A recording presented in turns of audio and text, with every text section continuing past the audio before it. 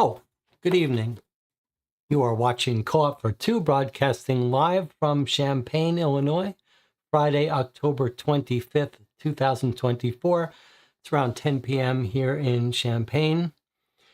Today we are going to be doing something we love doing on this channel, which is playing a fan-made scenario, this time for Bureau of Investigation, investigations into Arkham and elsewhere, the Sherlock Holmes Consulting Detective spin-off set in H.P. Lovecraft's Cthulhu world. So let's do a little bit of bookkeeping before we get started. Check in with the chat. YouTube says 13 concurrent viewers, 6 likes. And I see Doris Lewis is here, who just became a Patreon supporter, which I really do appreciate. In that vein, I just went and ordered a couple new games from, I think I used Boardlandia today, and Target. So there are a couple interesting games coming out, but the one that really caught my attention was Box 2, which I had no idea was in production. Now, we played Box 1 on this channel, and Box 1 was designed by Neil Patrick Harris, who's a TV actor and also likes to dabble in this world of these puzzle games. And Box 1 was one of those kind of special experiences that is not just a puzzle game, but an actual experience. And if you haven't watched the Box 1 playthrough, you might want to just pick up Box 1. It's one of those games that make good gifts as well. All right, so before we get started, the last game played on this channel was a bit of an embarrassment. On Tuesday, we played through a game called Life Forms, Angels, and Airwaves, a science fiction puzzle escape room game by a company that I have a couple other games from, but this is the first one we've played. And after about 5.5 hours, I threw in the towel. And I feel a little bit bad about it. I was clearly not in the best of moods, and it triggered my worst frustration things, which I'm starting to learn when they start to trigger. And it was when we were just sort of flailing about trying to guess our way past things. But I do feel bad about it. I feel a bit embarrassed that I sort of went on tilt. And we still need to figure out how to fix those things. I think part of the problem there was expecting it to be over quickly, and maybe that would have been, maybe we need to, on those kinds of games, just not worry about finishing it in one evening and saying, if we get stuck, maybe we need some backup system. Like, okay, if we get stuck, let's stop playing it, and then people can play it offline in the Discord and try to figure out how to get through. And then we'll just come back on for a follow-up stream where we go through what the solution was, because there was a story in that box that I'm sort of curious about that sort of got ruined by the fact that we got stuck. All right, now that's in the past. In the future, I've scheduled a bunch of games in the next couple of days. Another fan case, this time for Sherlock Holmes Consulting Detective, called The Witches in South Bend. We're going to play on Sunday afternoon at 1 p.m. The normal time when we do our play-by-mail. Instead, we'll have a longer session playing that Sherlock Holmes Consulting Detective fan-made case on Sunday afternoon. And I have tentatively scheduled something for tomorrow afternoon as well, Saturday afternoon, Witch Hunt, a recent Deadbolt Mystery Society box that was sent to me by a viewer, Stacy, for us to play. If today's session is short, and if I get some sleep, then we'll play Witch Hunt tomorrow afternoon, but that's not guaranteed. If we don't play it tomorrow afternoon, we'll play it soon after. All right, shall we get started here on our Bureau of Investigation fan case? The name of this case is Ferocious. Here it is in front of me. Fabian EME is the author. He's done a very nice job of formatting. It looks like a professional Bureau of Investigation case. We should talk a little bit before we get started about Bureau of Investigation. If you haven't played it yourself, remember all of these cases can only be played once, really. And this is a free downloadable case. It is on Board Game Geek in the file section for this game. So if you think you might want to play this, you will need the base set for it. And you could stop watching once we get started and come back and watch the stream afterwards. So we played through all of Bureau of Investigation. There are 5 cases. We liked some more than others. It's similar to Mythos Tales, another supernatural Sherlock Holmes consulting detective spin-off. Except Bureau of Investigation had some very experimental cases. And I think my review of this box was like 2 hours long. I really went into a deep dive, and we had some issues with the author, Gregory Pravat, who was not happy with one of our playthroughs, but we persisted, we pushed through, and it's a very interesting box. There are 2 fan cases that have been written for it, and we played the previous one, Endless Winter, and it was very well done. A nice, long, big, serious case. We played it on the channel and really liked it. This is a much newer fan case. It hasn't had time to get that much feedback. And if writing these cases for any of these games is hard. It's hard to play test them. Even if you're the professional publisher, Space Cowboys, getting enough playtest groups and getting feedback is hard enough. And now imagine you're just one person writing a fan-made case, and the only way to really get feedback is to post it. So what that means is we're always a little more generous. I mean, when we play games on this channel, we like to critique them and offer suggestions from a game design perspective.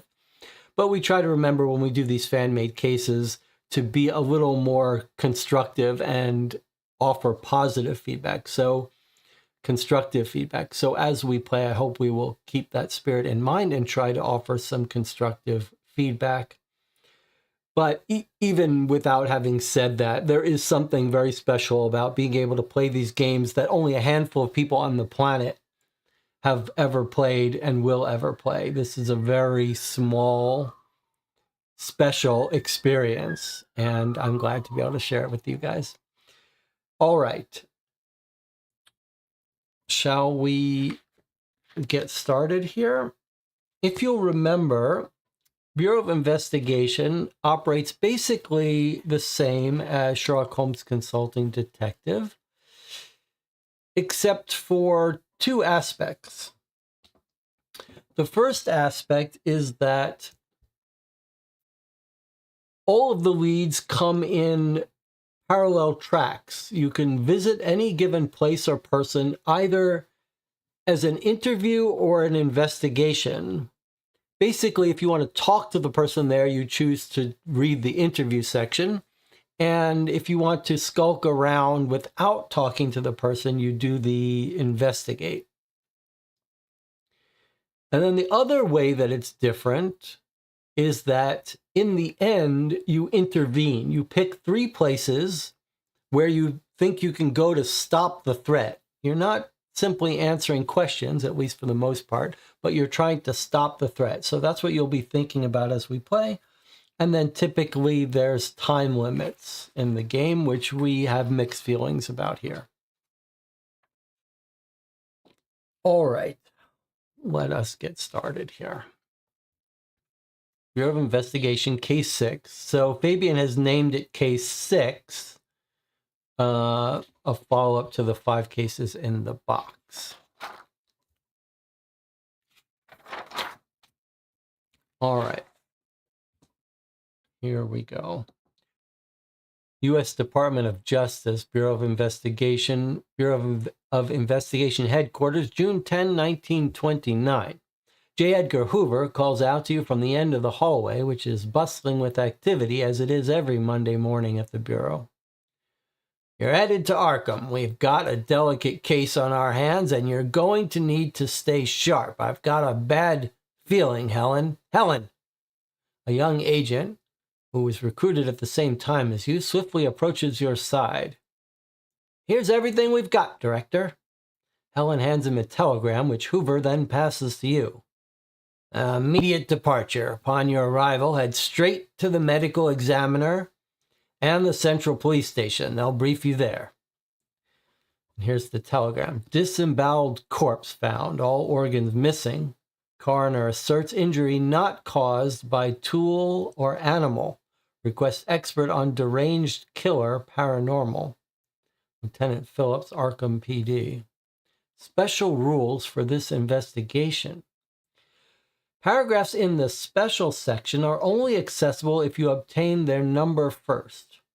Your number of leads is unlimited. However, you have 5 tenacity points.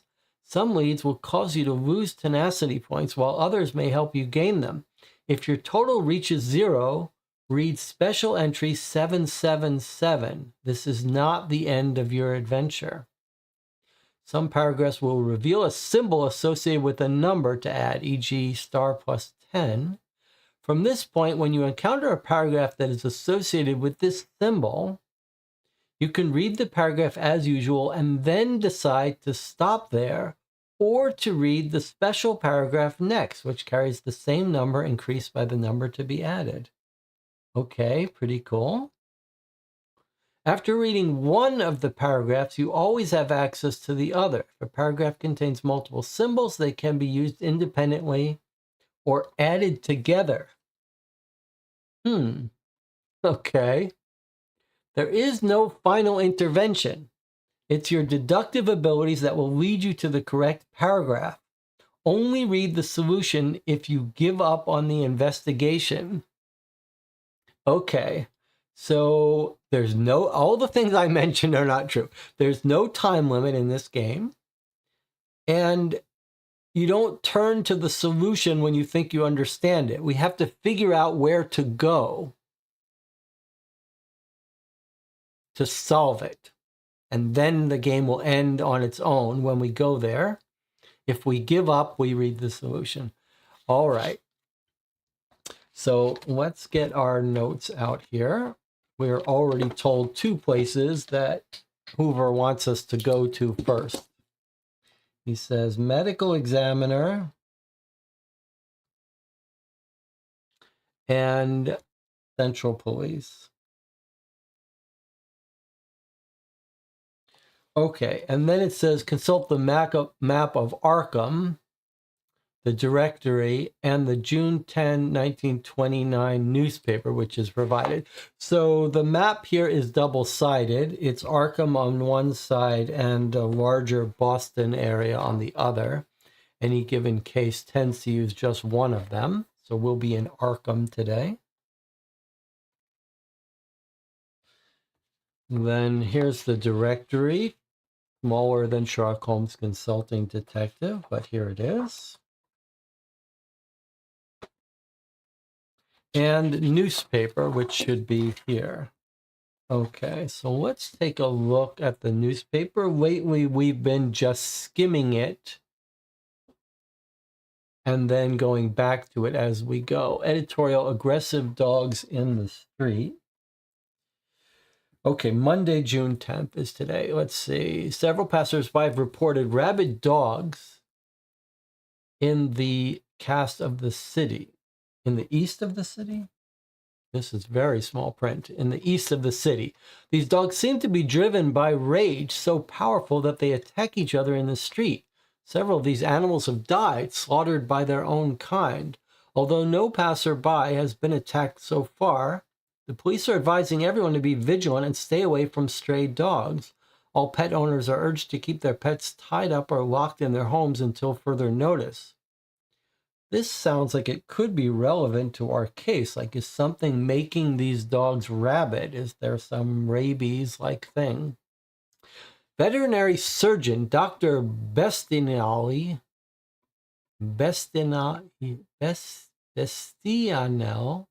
who's responsible for investigating the strange and sudden phenomena, can already assure us it's not rabies that's afflicting these animals. Unfortunately, he has not yet been able to determine the cause. Okay, well, we'll surely want to talk to him, because it does seem like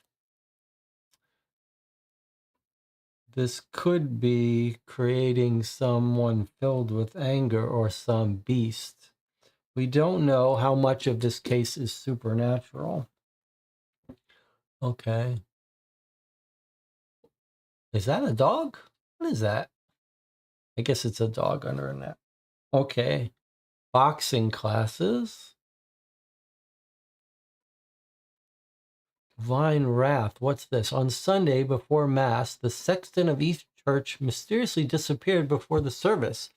Worshippers reported a heavy atmosphere in the consecrated building throughout the week, as if the devil had replaced the divine. A member of the parish was keen to testify. The editors have kept the words as they are. That grave digger fella at Arkham Cemetery, he done gone in May. And since that new guy come, all of Peabody Avenue be cursed. He be disturbing them dead folks with his shovel. They say he been digging at night, then when ain't no one can see what he's up to. It's almighty suspicious, and whoever up there ain't thinking it, we be paying for his doings. Whoever's up there ain't liking it. The church's priest declined to comment. He calls on his entire community to remain calm and support each other through this difficult time. All right, I don't know if that's related to our case, but if not, it sounds like a fun side case we might want to investigate. East Church. And he's complaining about the grave digger at Arkham Cemetery. What does it say here? The sexton disappeared. I don't know what a sexton is. Maybe someone can look that up and tell us. The sexton disappeared. Some official of the church has disappeared mysteriously, and then one of the members of the church parish is blaming the gravedigger for digging around, causing some trouble. Okay. A lot of interesting articles in this newspaper. Stargazing. Circle of Astronomy Enthusiasts offers an introduction to astronomy. Arthur Gregor, director of Arkham Observatory, invites anyone interested in learning about astronomy to join the Amateur Astronomy Circle.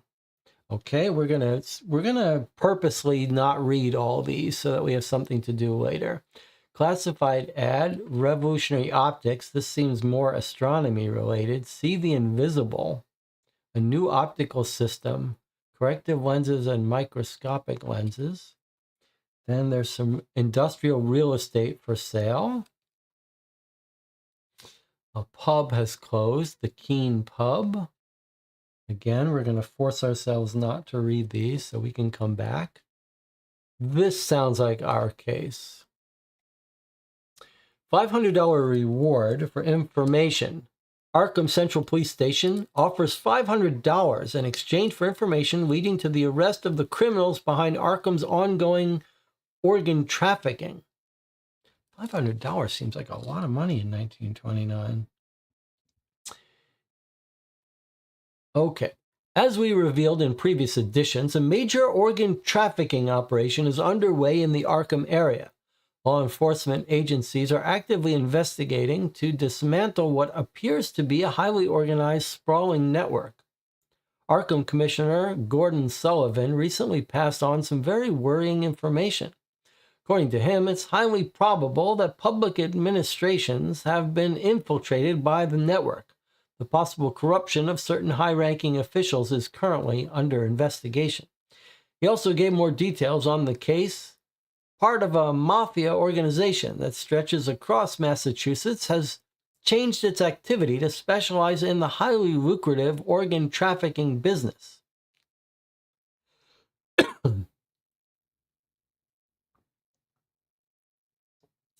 The extent of this criminal system has yet to be determined, but it ranges from simple henchmen to police officers, surgeons, and lawyers. There's great concern about the new direction of some of the underworld's activities. The underground bars and casinos were illegal, but still less cruel to the population. The violence linked to this new traffic is of an intensity rarely seen before. The modus operandi is becoming well known, with recruiters spotting potentially vulnerable targets, lone women on certain streets at night, lone men drinking in a bar, etc. The victim is always alone at the time of her disappearance, mostly in the city's poorer neighborhoods. They reappear a few days later, often dead or in an appalling physical and mental condition. Police are urging everyone to exercise extreme caution. Anyone reporting reliable information leading to the arrest of these criminals will be rewarded with $500. Okay, so the old story, person being drugged, they're taking one of their organs or more. Could this be related to our case? Not clear. And we have a bookstore ad here. Have your old books appraised. Riddle of the week. We see a house in the air that could pass for a labyrinth, where those who walk without fear are arrested in treason. It is a fatal prison, a place of discomfort and constraint, where their poor lives are extinguished by a monster full of poison. His malice is ingenious, and Vulcan's famous hand laid not so subtle traps. His art of building is extreme, and his materials and tools all meet within himself.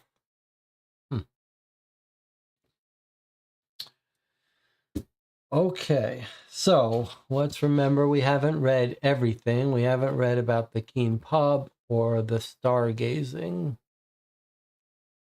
boxing, optics, bookstore, church. All right, well, we're off.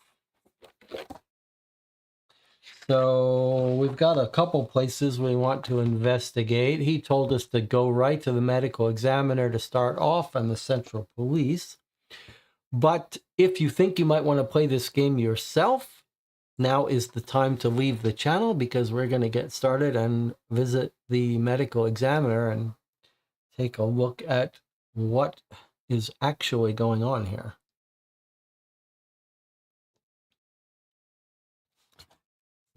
Okay, so medical examiner. You know, I can't remember sitting here as we speak. I can't remember if there are a set number of allies. In Bureau of Investigation Mythos Tales, there certainly are. Sherlock Holmes Consulting Detective, there certainly are. But I don't think there are in Bureau of Investigation. Okay. For our purposes, it doesn't matter. However, because we're going to go to these two places here, the medical examiner and police department. So I'm just going to write down here. We've got 8WC is the medical examiner and Central Police 27WC. Now remember that we're supposed to declare before we go here whether we're investigating or interviewing, but since we want to talk to them, obviously we want to interview. So that would be our first thing. We should probably, are they colored different? I'm not sure. I'm not sure there are differences here. I'm not sure there's separate entries. Normally in the book, half the book is for interview, half is for investigate. I'm not sure that's the case here. I think it might all be All be one in Sherlock Holmes consulting detective style. Okay, disemboweled corpse, all organs missing. Okay, so we want to go to the medical examiner, which is 8WC, which is here.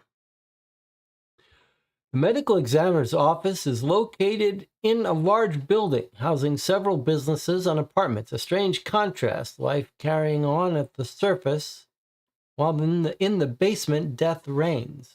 You descend the flight of stairs that sink into the bowels of the earth. The reinforced door that welcomes you is locked. A piece of paper has been conspicuously affixed to the door. Dr. Graham is unwell. Okay. That's the totality of our entry here. Dr. Graham is unwell.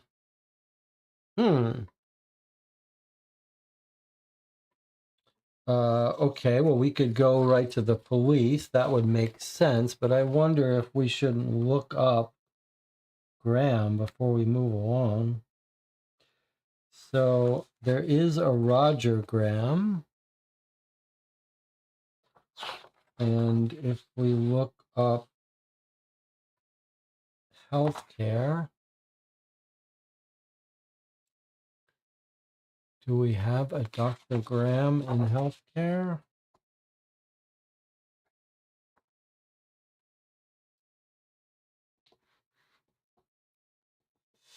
We don't.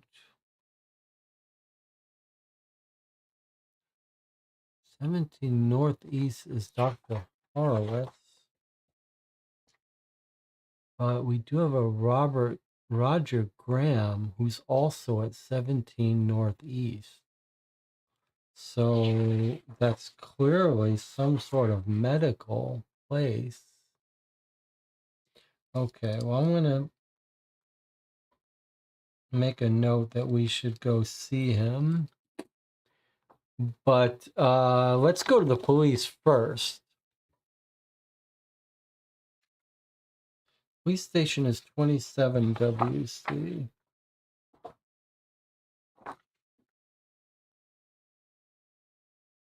Okay. And we've got our first symbol. You arrive at the police station's reception area, which resembles a small train station lobby, only with less ceiling height. The hustle and bustle spreads a palpable tension in the air. The heat and humidity of this June plunge you into apnea in front of this overcrowded space. A drop of sweat trickles down your forehead. After announcing yourself, Lieutenant Phillips quickly extracts you from this quagmire. He escorts you to his small basement office, which benefits from a small fan, a welcome luxury. The lieutenant slumps into his chair and remains mute for almost a minute, his gaze vacant as if gathering his thoughts to face what he's about to say. Did you read the coroner's report? We've never seen anything like it. Even the coroner felt ill after examining that lint. The lieutenant shakes his head as if to banish thoughts he wishes as far away from his mind as possible. We're investigating an organ trafficking case right now. The scope and ramifications of this grim business are yet to be determined, but it really doesn't bode well. I'm telling you this because you're above suspicion, but trust no one in the city regarding this case. Don't trust anyone else in this station, for that matter. Confidential information has leaked recently. Before letting you out into the fresh air, he adds, with the discovery of this corpse, this mafia network has reached a point of no return and must have resorted to someone or something monstrous. In the corridor, preparing to leave, you bump shoulders with Lieutenant Douglas, who, recognizing you from your previous visit, discreetly slips you, "Come see me tonight. I can't talk to you here." As you exit the police station, you feel like you've left a small piece of yourself in that furnace. You lose 1 point of tenacity. Okay, so And we got a couple of bookkeeping things to do here. We're losing a point of tenacity, and we also need to record that we've got handcuffs at 27 WC. So what we're going to do is we're going to keep a card for each symbol. So we found handcuffs, right, at 27 WC. That means we may want to come back here if we find the thing that lets us add to handcuffs. This sounds like where we might arrest someone or something. Come back here. Okay. But 27 WC was the police department. Now, this little part was a little weird to me. Let me just read this again, make sure have we missed something. You bumped shoulders with Lieutenant Douglas, who, recognizing you from your previous visit. I'm a little confused about that. Does it think we visited here before? Or is it saying like a previous game we visited here? I can't tell if that's a bug or it's just talking about a previous visit. Okay, now we lost a tenacity point. So this is reminding me that we start with 5. So let me get some cubes that we're going to use for this. 4, 5. Okay, so we're going to start with 5 tenacity points. We'll keep them over here somewhere on the table where we can all see it. And we've lost 1, so we're just going to put that off out of the way. So we've got 4 tenacity left. All right.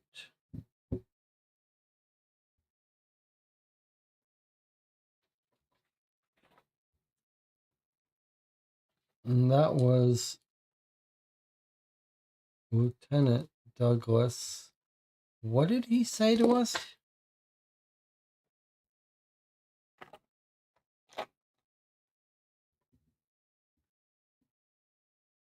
This guy says, trust no one. And Douglas says, come see me tonight.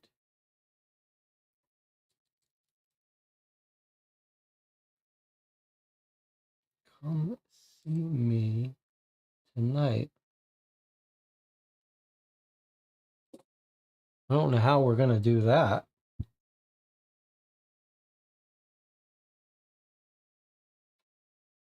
I can't talk to you here.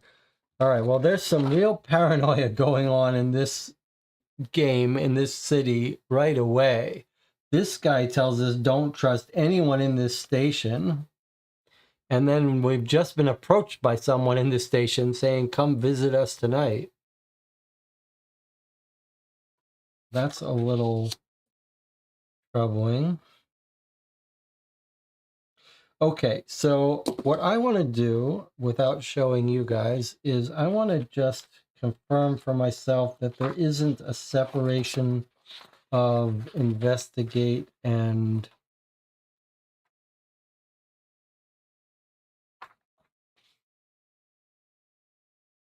okay, so it would have been helpful if the instructions said it, but this game does not make use of separate interview investigations. So you just pick a place to go to when you go there. You don't have to worry about declaring whether you're visiting it to interview or investigate. And it looks like a huge chunk of the clues are those special clues. All right, well, he's asked us if we saw the coroner's report. We have not, because Graham, the medical examiner, isn't feeling well. We do want to get our hands on that, though, so I think now we're going to have to... Well, the vet might have seen it, but maybe we should try to visit Graham at home or wherever it is his office. We said 17 Northeast. see if that's a place we can go to. Yes, in fact, we can find Graham at his home, and it looks like we've got a full page entry here. Look at this. Pretty cool. Okay. 17 Northeast. The coroner's daughter informs you he's not in a condition to receive you and he needs rest. But she hands you the report concerning the corpse you're investigating. Wow, okay. Let's take a look at this. The decedent is Fred Vaughn. Surely that's going to be something we might want to follow up on. 17 Northeast. Fred Vaughn, Vaughn. He's Caucasian male, 32 years old. He lives at 8 Garrison Street, Southwest. 8 Southwest is his home, so we can visit his home to talk to his family. He was a doctor at St. Mary's Hospital. That's interesting.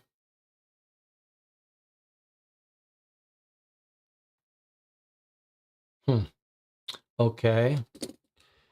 Violent death, found dead, savagely mutilated corpse.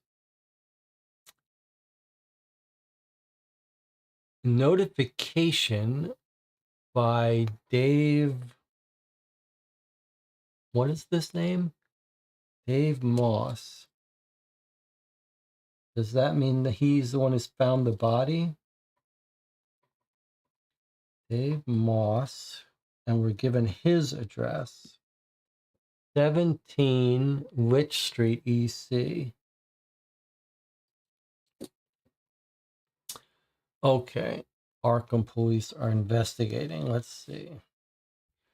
Description of the body was found unclothed.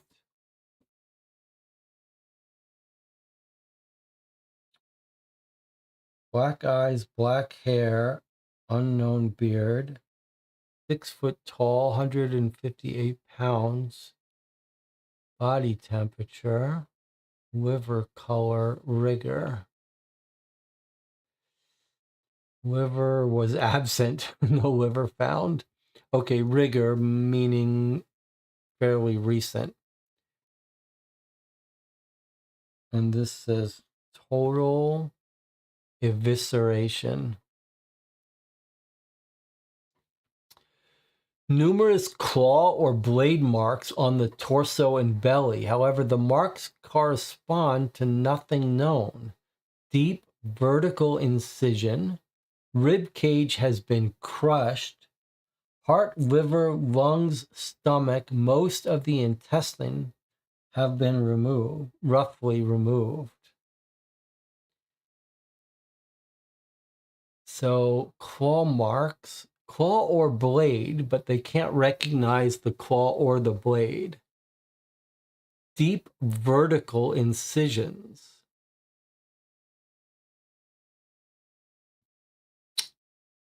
Deep vertical incisions. Now, let me point out, if you think it's organ harvesting, no one takes the intestines to do transplants or something. So, cause of death, organ removal. Death was almost instantaneous. Okay, well, this is a scary case, clearly. But we've got 2 more leads to follow up on now. Fred Vaughn, we can see the victim, and we could talk to the witness. And we could go to St. Mary's Hospital where he worked. So actually 3 places. Vaughn lived at 8 Southwest. Our witness 17 EC. And then St. Mary's Hospital. Let me make sure this doesn't continue here. Okay, so that's that. I want to get an address for St. Mary's before we move along so we don't forget to go there.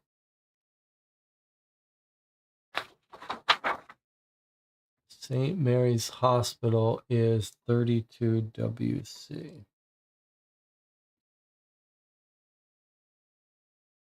Okay, so we've got 3 new leads to pursue.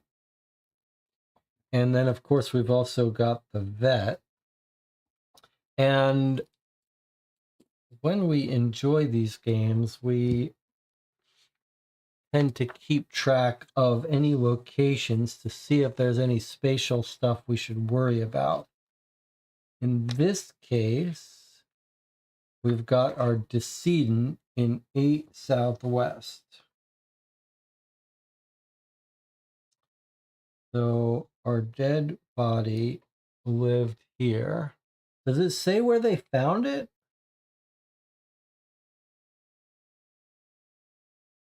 Are we told where they found the body? Maybe we're going to have to speak to someone for that. 8 Southwest. St. Mary's, where he worked, is 32 WC, which is here, not too far away. And we're told the witness lives at 17 EC.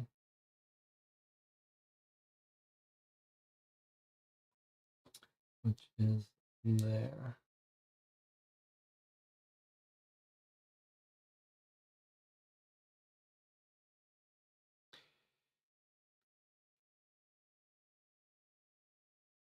Who has black eyes? It's a good point. It's a very good point. I noticed it, but I didn't say anything about it. Black eyes.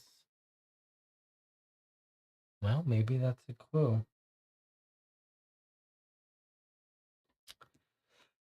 All right. Well, where would you like to go first?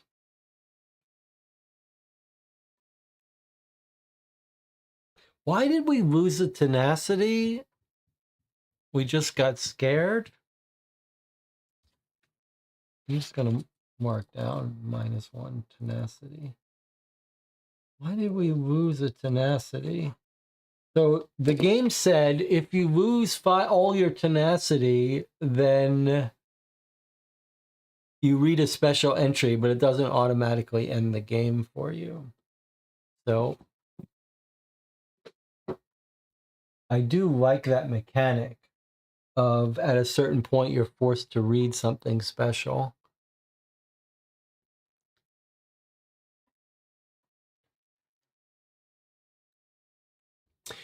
I'll tell you what, it's a little early, but Jonathan Warner has been forgetting to do this recently, but Jonathan Warner had this idea that our first break come early at a place where people might off-ramp if they think they might want to play the game themselves. This would be a good point to do it. We've sort of done our preliminaries.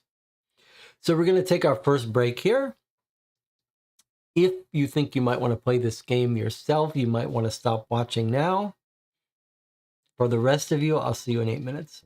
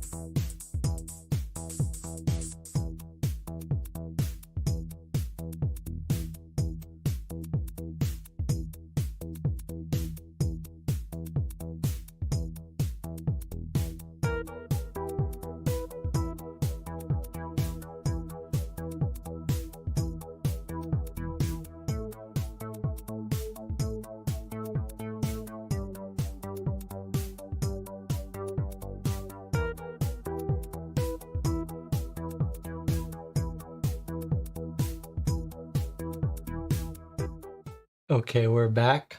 I was just complaining to the chat. No one appreciated my little joke opening. I guess this this channel, we're a little we don't go in for those things. All right. So there seems to be some interest in talking to Dave Moss, who everyone thinks must be the officer who handled the case. Notification by. It's still not clear 100% what this means, notification by. But sure, let's go talk to Dave Moss. 17 EC.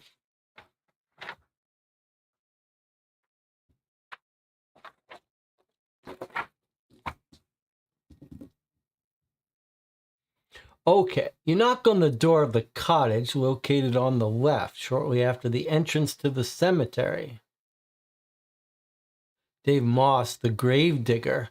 So it wasn't the police guy, it was the witness, and it happens to be now the grave digger that we read about in the newspaper.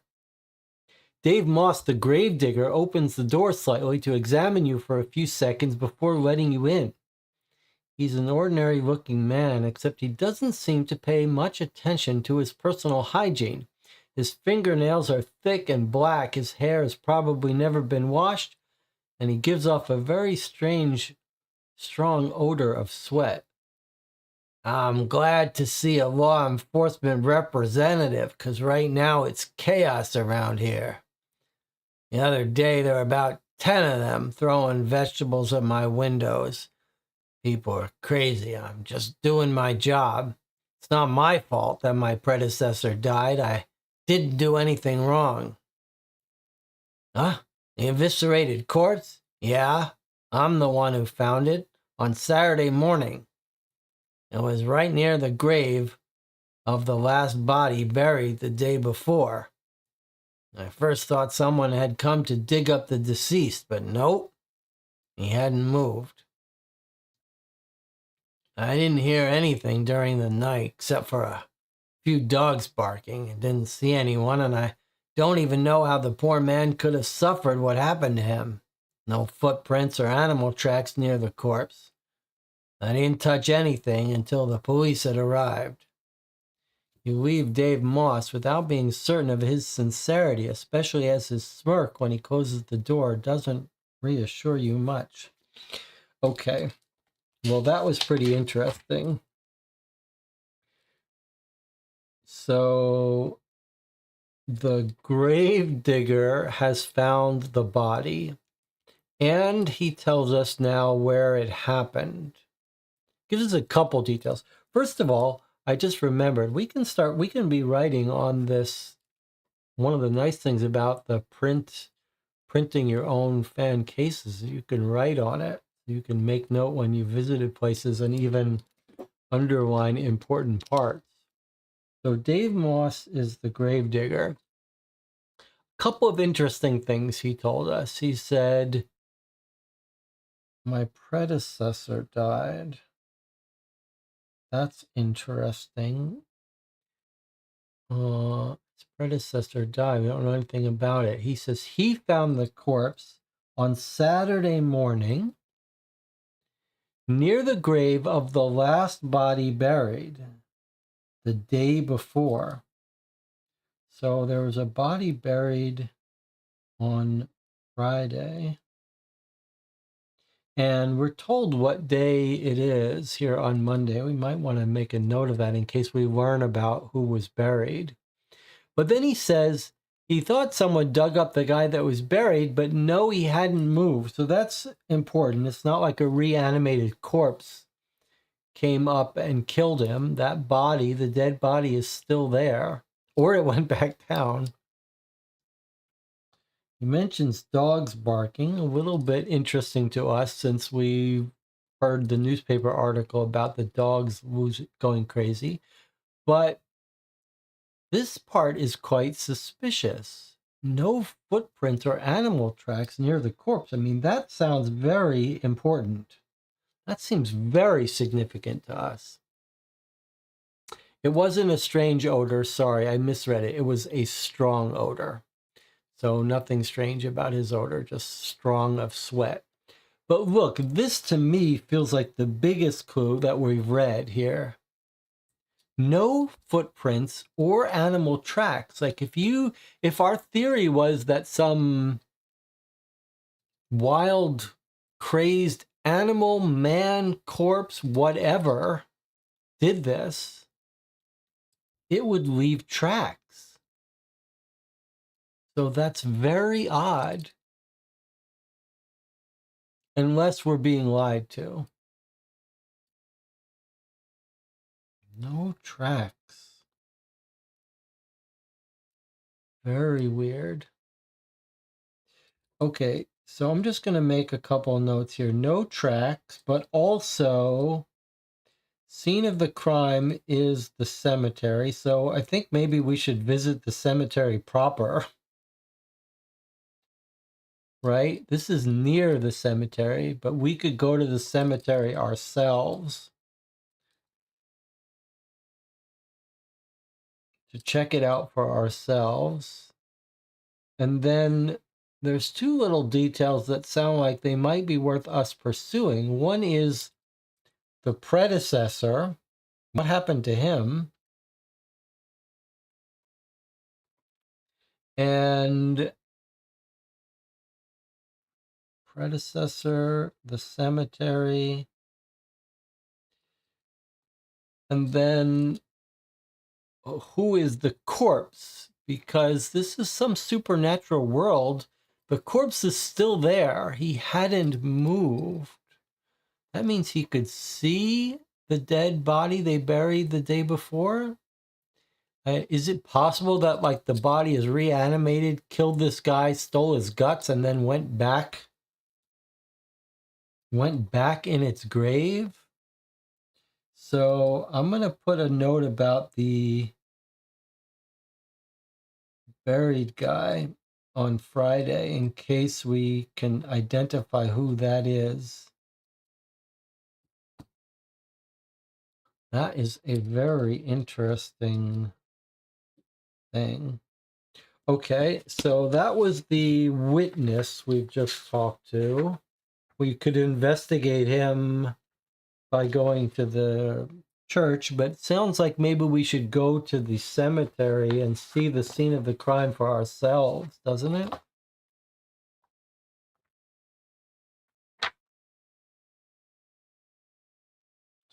Where is the cemetery?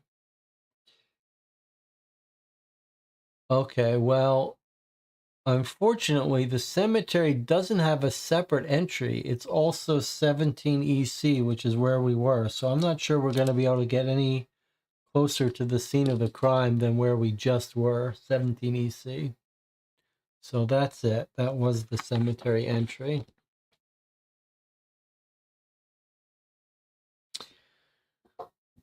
Is the cemetery the church where the sexton went missing? That's a very good question. Is it the same cemetery or a different church? Let's see. Let's see if we can answer that. Arkham Cemetery, the grave digger, since the new guy, certainly sounds like it. They say he's been digging at night where no one can see what he's up to. East Church. Okay, let's look at East Church and let's verify that that was the cemetery. But that certainly seems right. Sorry, before I move along here, are we told who this is that's talking? Can we talk to this witness? Who are we told? A member of the parish. So we'd go to East Church if we wanted to pursue that. So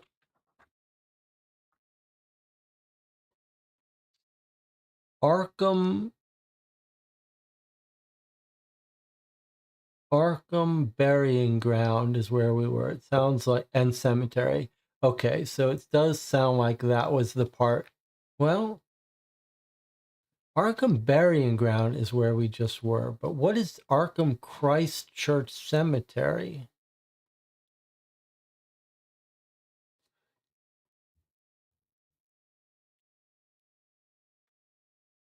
East Church is 8 EC. Christ Church is totally different. Christ Church is a totally different area of town. East Church, the guy in the paper, is 8 EC. So it sounds like that's where we want to go to talk to people about this guy.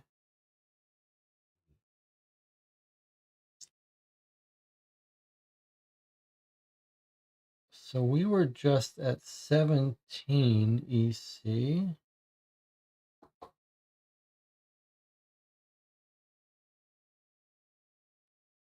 We were just here. And where did I say East Church was?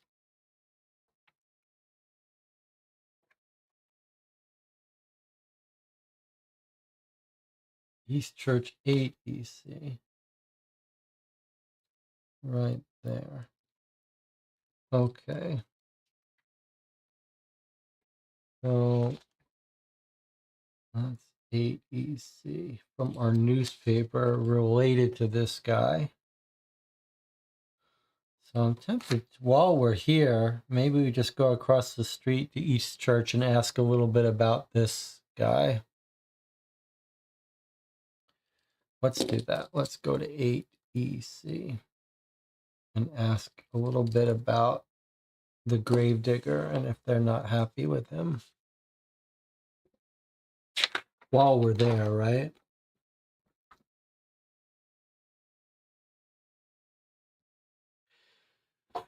You enter the church, which seems to be struck by an eternal silence, and quickly notice that not a single candle is lit.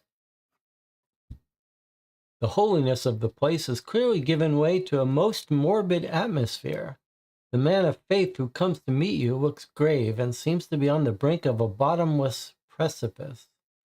Everything in this place seems to be the victim of a dreadful curse. Good day, my son. Please follow me. The priest leads you to a sinister room located on the side of the altar. As you pass near the stone promontory, a chill runs down your spine at the resemblance of the sacrificial altar you saw during your trip to Mexico when visiting Aztec ruins. Over the past month or so, our parish has fallen into darkness. Some say they can hear the voices of the devil within these walls. I'm afraid I'm starting to hear them too. My sacristan suddenly disappeared Sunday morning around 9 a.m. He was assisting me in preparing the service, and then he vanished into thin air. He went down to the basement, and he never came back up. The basement covers the entire surface of the building. An entrance to the ancient underground tunnels of the city has been sealed off for over a century. There's no way out. And I would have seen anyone entering or leaving by the stairs. It seems worth your while to visit this basement, even if it means spending the rest of the day there or making an unpleasant encounter. Okay, we've got our first. It's an evil. We're again this evil church, and we've got access now to special entry 5, which we're going to remind ourselves the rule of before we go here. But this is pretty creepy. I think we should also say the writing here is very good. Like, shockingly literate. This isn't one of these, whoever is writing this has got some real has experience writing with a serious vocabulary and a very literary style.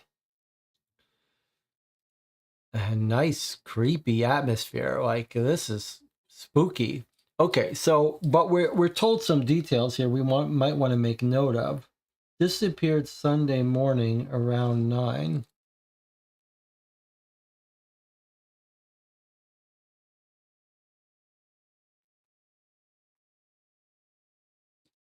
Sunday morning, 9 a.m. He went down to where the tunnels were and never came back up.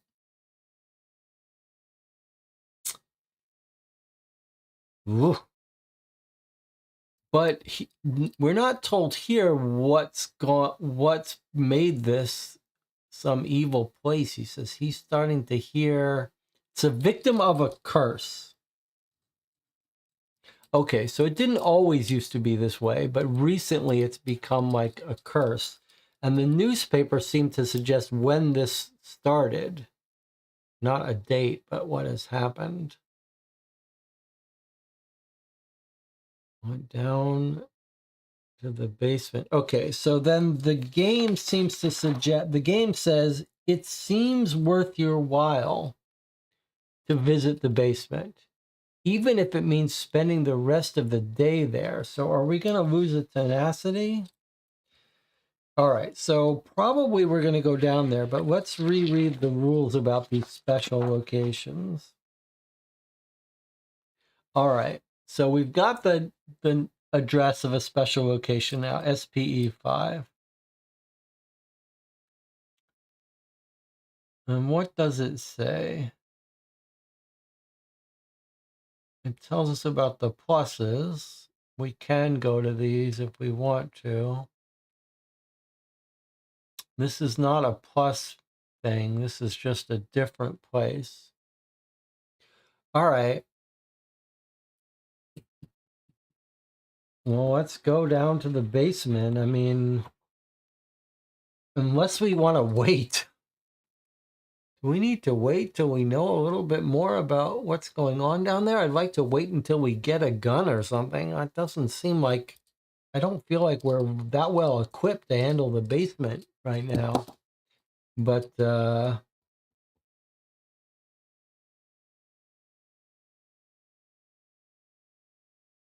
guess we're going to go down to the basement. All right, so SPE5, huh? I'm a little nervous about it, but it seems like we got to go there. All right, here we are, SPE5.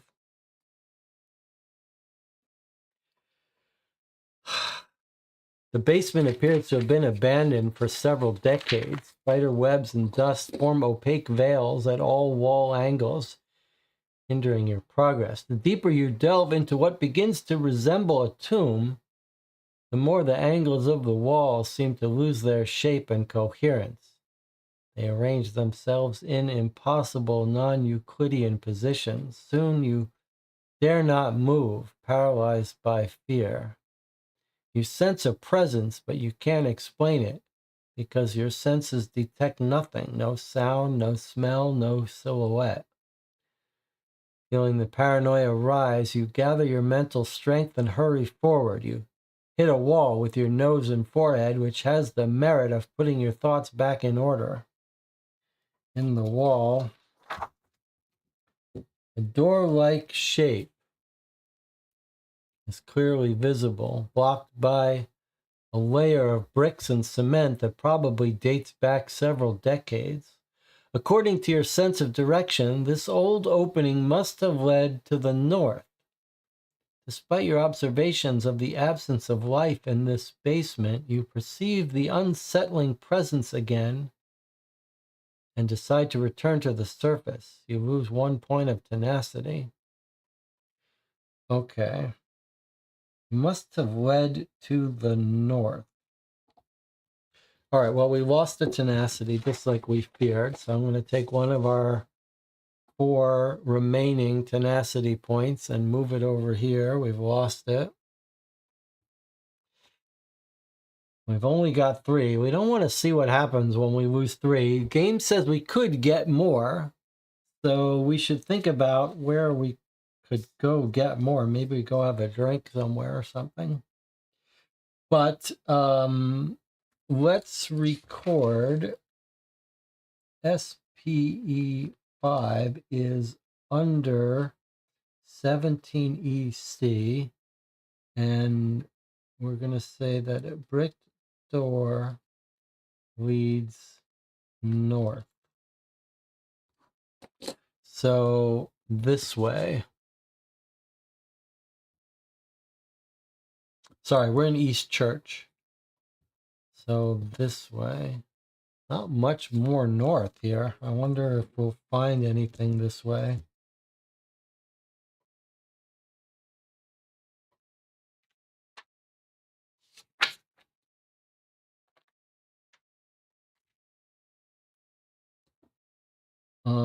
Actually, the doctor's office, Dr. Graham was here. That's where Dr. Graham's house was, north of the church. Where was St. Mary's? Did we write down? St. Mary's 32WC, all the way over here.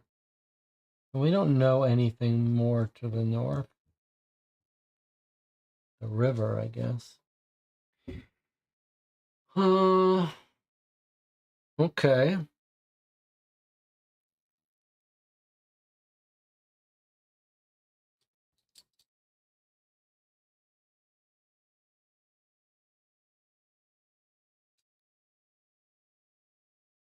I'd like to go to the victim's house. Fred Vaughn at 8 Southwest.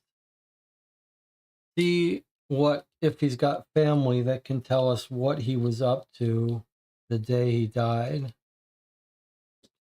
So let's do that. Let's go to 8 Southwest.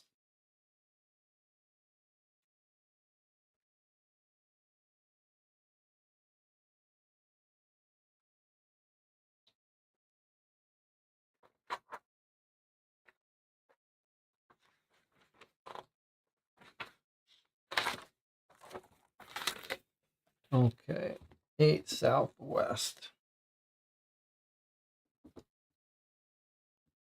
Fred Vaughn's home is a small studio suitable for someone who only plans to sleep there.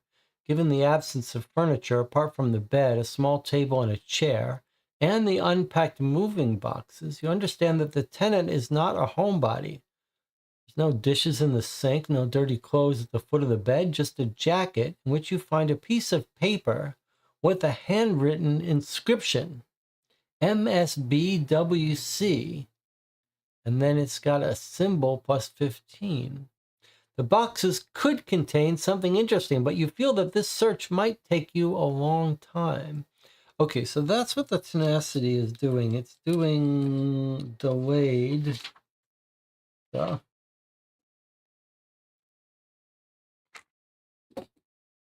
Okay, 8 Southwest is our victim's house. And he's newly moved in. That's suspicious. Like, where is he from? He's just moved. Okay, and then we've got a symbol that says plus 15. In other words, if we ever see that symbol, we'll be able to do something else. So we've got our ragged note plus 15 found in 8 Southwest. Well, I'm liking this system. It's pretty cool. And then it says MSB WC. Well, WC is a neighborhood code. MSB could be a bank or some other business ending in B or someone's initials. Let's go searching for that. Can we make out what this is on here? It just says MSBWC. Okay, so if we can find MSBWC, this note will let us go to a special entry on it. MSBWC. I want to do a little bit of searching in the directory for that. Plus 15 symbol. But we've also got an SPE1, which, I mean,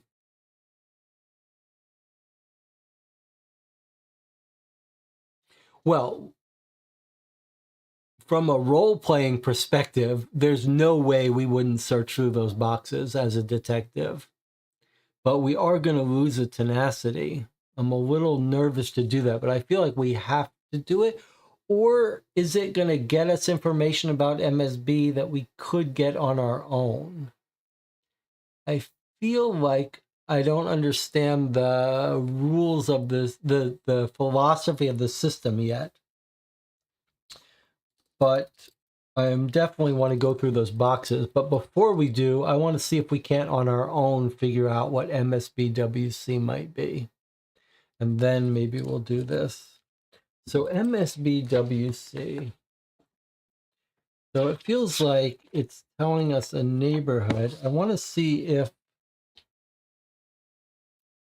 there's a bank, WSB, so savings bank. We got an MSB. There it is. That's going to be the Miskatonic Savings Bank in 26WC.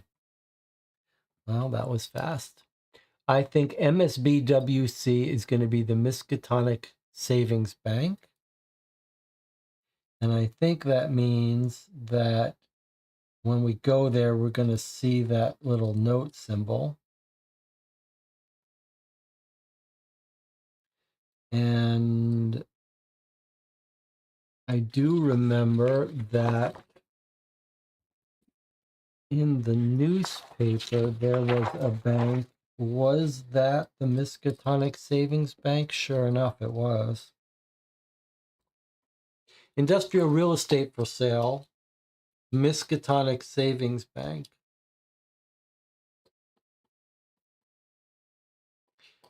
So the only question is whether I think we should search through the boxes now in his house before someone comes and takes them away. But so that's another reason for sure. But I'm going to be not happy if it just gives us this. But we are going to lose a tenacity, surely. Okay, so we're going to look through the boxes before we search, before we visit the bank. Let's see what happens to us.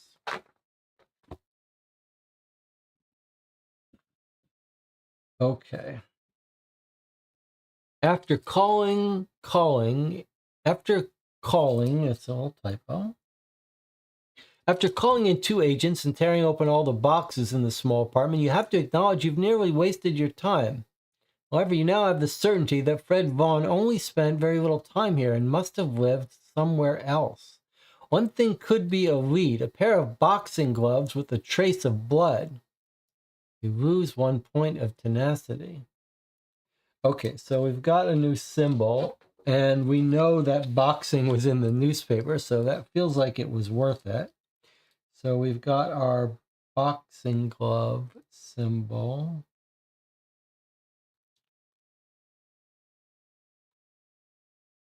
Boxing glove plus 50 found in SPE1. Okay, so that's our third symbol, but we've also lost another tenacity, and we only have 2 left before something bad's going to happen to us. I'm not thrilled about. Okay, but our boxing place was in the newspaper too. Now we've got a reason. Boxing classes, warning fights demonstration 30 WC. So let me put this in 1 SPE 30 WC boxing.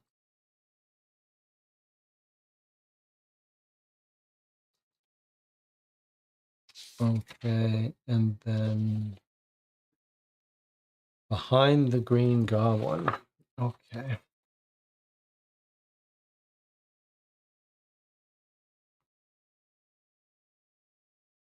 All right, well, let's head to the bank first.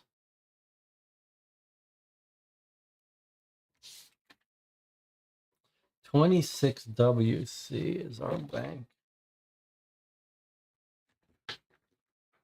2 tenacity. That's scary that we're down already to 2 tenacity.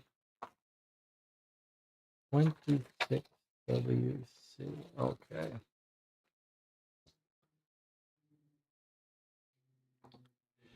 The investment specialist banker welcomes you and offers to show you the properties currently for sale, as you don't see how your investigation could possibly proceed thanks to this very insistent banker. With a strong smell of garlic and sweat, you quickly leave these dilapidated offices with carpeting from another age. Okay, but now we're doing the first special rule of the game. There's the symbol, which means we can use our modifier that we found before to plus 15. So 26 plus 15 is 41. So now we turn to SPE 41.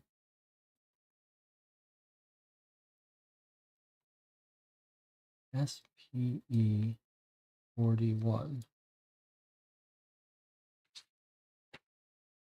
So 26 WC plus 15 equals 41 SPE. Okay, let's go to 41 SPE.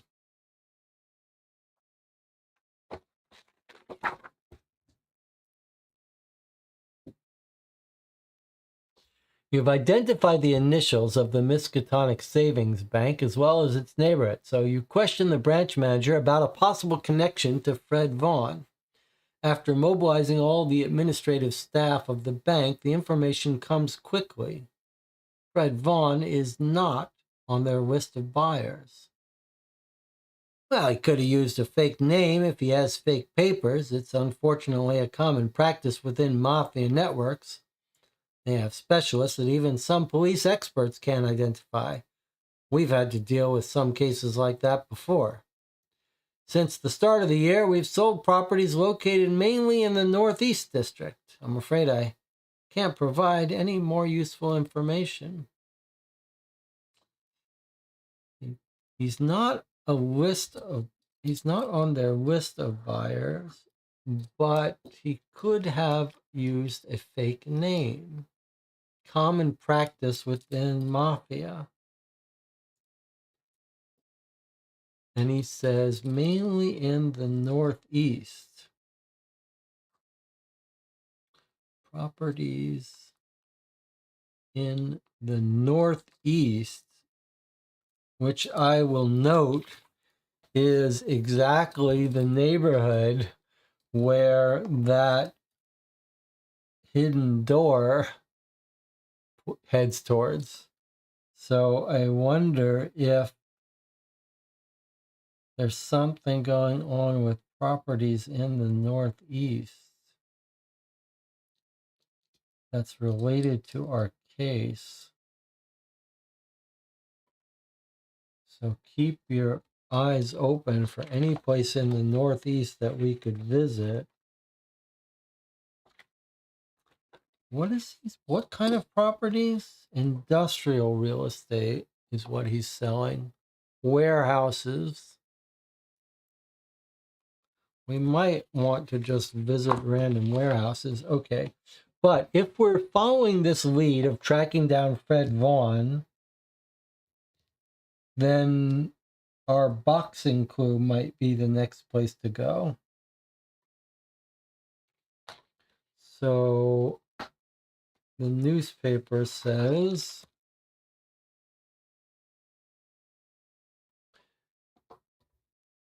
30WC is the boxing place.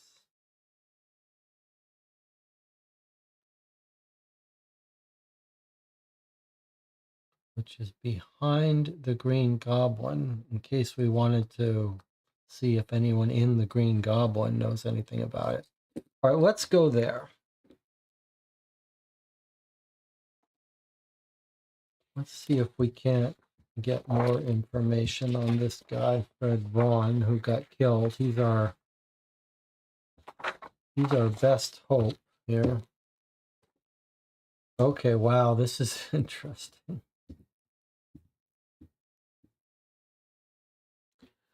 Look at this, 2 symbols. The gym manager, Alan Halsey, greets you in sportswear. Hello, you here for a class? Oh, about the fights? They take place every Saturday evening.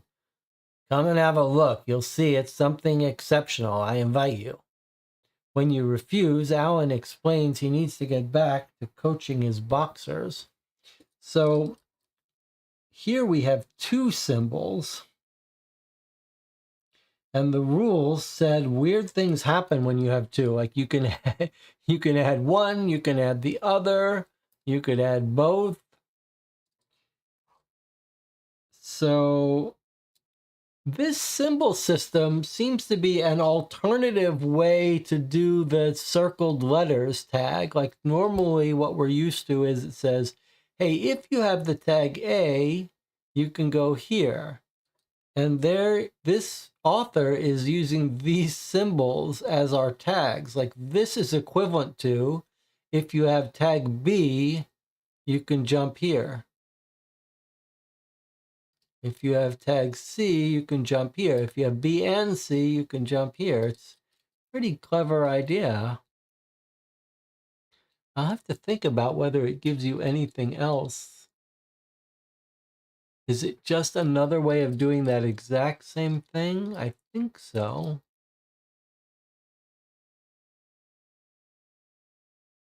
Tags add. It's a little worse, right? It's a little worse than the tags. because it doesn't give the author the freedom to have two locations send you to the same place if you have this tag. Like if 30WC wants to send you to a place if you have this, then 10EC can't send you to the same place because it can only add a number to it. So it feels like this is a little inferior. Although atmospherically, thematically, it works pretty well. It's pretty cool to have these images instead of circling the letter C. I'll have to think about that.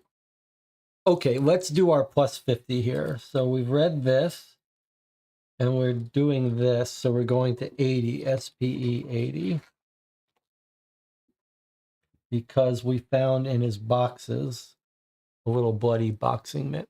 You present the blood-stained boxing glove to the gym owner, who immediately realizes he won't be able to get out of this without a valid explanation. Listen, on Saturdays we organize standard fights for all audiences, but on Sundays, well, there are private events. An insider circle from the club gathers for fights without referees. The betting money's larger. I got an audience for that.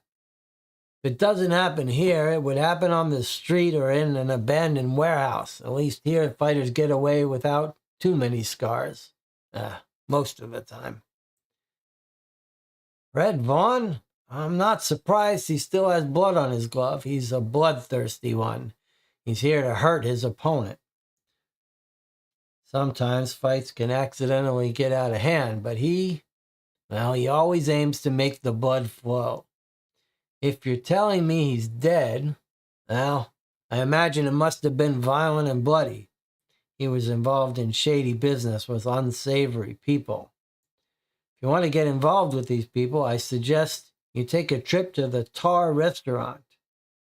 I didn't tell you anything. Okay. So, SPE 80 tells us about Tar Restaurant, 10 Southwest, for info on Fred Vaughn. Well, it does seem like this would be a good way to follow up on Fred more, but you want to get involved. I mean, these seem like dangerous people. And Fred is a bloodthirsty one. He was involved, so it does feel like he might be involved in this mafia unsavory tough guy, but that still doesn't explain why he got killed.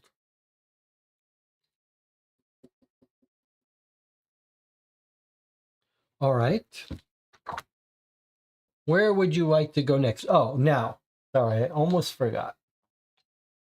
We need to note that we've got a new symbol, a calendar,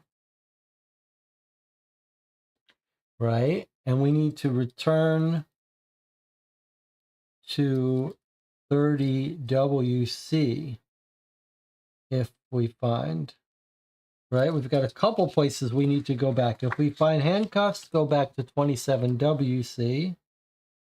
Feels like this one, and then we've got two that we found and used. Whether we'll ever use them again, I don't know, but let's just put here that these have been used. Okay. Handcuffs and calendars, keep your eyes open. If we get them, we've got a place to go. All right. Where does the chat want to go next? We have 2 tenacity. If there's a way to get more tenacity, we should do it. But I don't think we know any way to do that.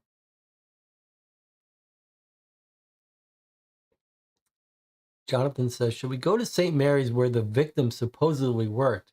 How does this tough guy working for the mafia work at St. Mary's? doesn't seem possible, does it?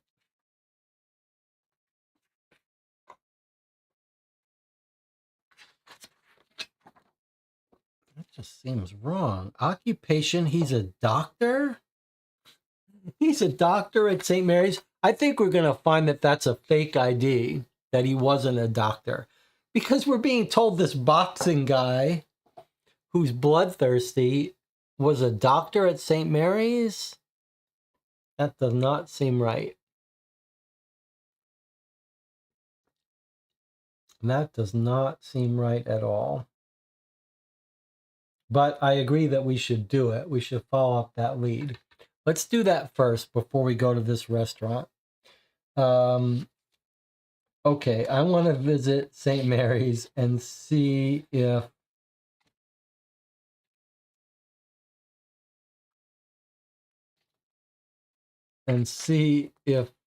it's true that this guy didn't work there. Okay, here we go, St. Mary's.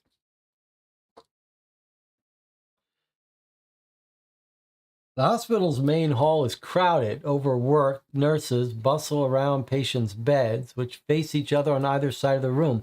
No one pays attention to your arrival. As you wander down this morbid aisle, the smell of disinfectant mingles with the putrid stench emanating from hastily bandaged wounds. Suddenly, you collide with a nurse who, before you have a chance to apologize, asks the reason for your presence.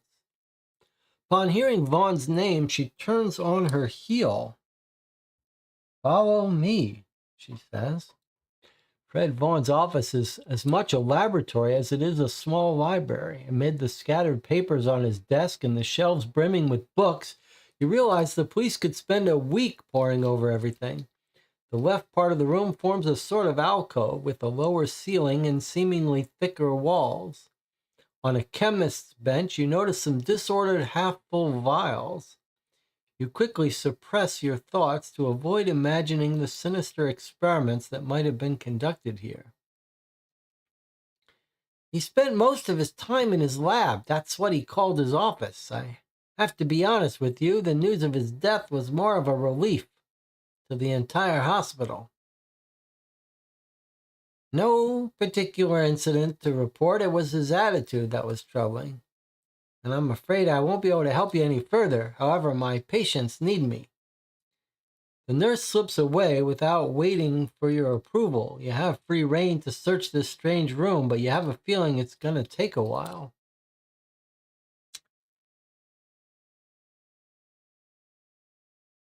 Do we have a Dr. Jekyll and Mr. Hyde situation going on here? This guy's a doctor, and at night he goes and boxes and works for some unsavory underworld? What a weird...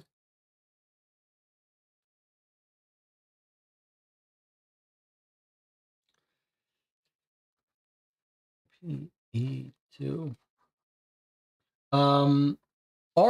Let me ask you something. Are there any SPEs we haven't visited other than this one? Do we need to keep track of to do SPE2, which is found at 32 WC? I'm not sure I want to do this. Like, I don't want to lose any more tenacity.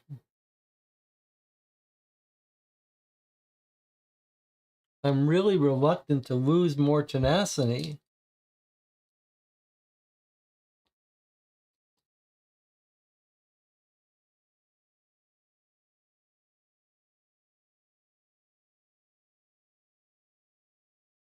So maybe we'll just make a note to come back to 32,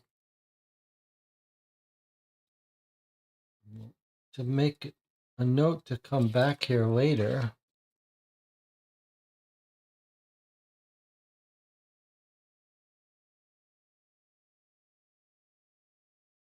It's a lab. I'm not sure what we're going to be able to understand, though.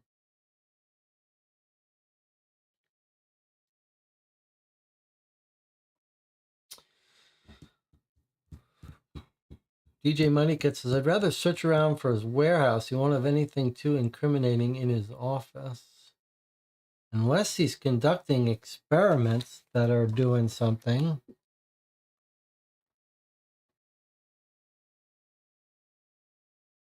I don't know that we can just go to random warehouses. But we could go to that restaurant now. Where else? What else is on our to-do list? Let's just do a little bit of a refresher. Went to the medical examiner, went to the police, and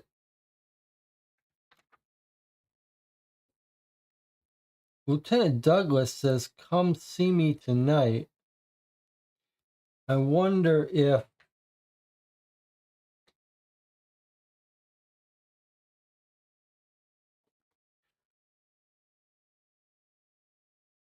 this was our handcuff symbol here.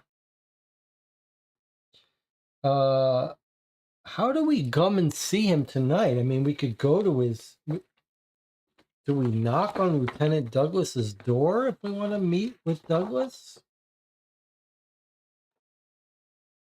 Let me just see here. Is there a Douglas? There is a John Douglas. 5 Southeast.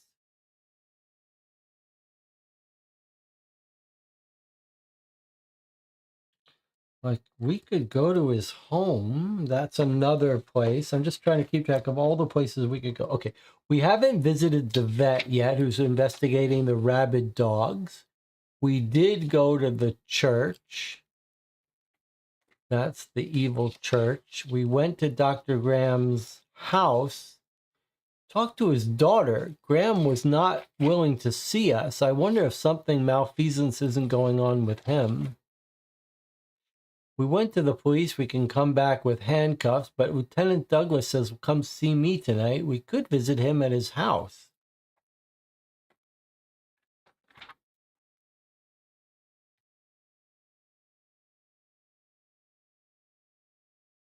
That's 17 Northeast. That was the cemetery. We learned who was killed, Fred Vaughn, who lives at 8 Southwest. We visited the witness, the grave digger. We went to St. Mary's just now to see where he went work. So we went to all these places.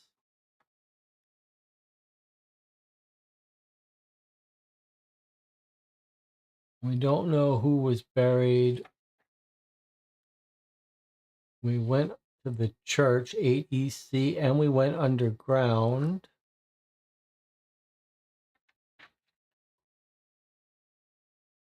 That's with our door. We went to the bank.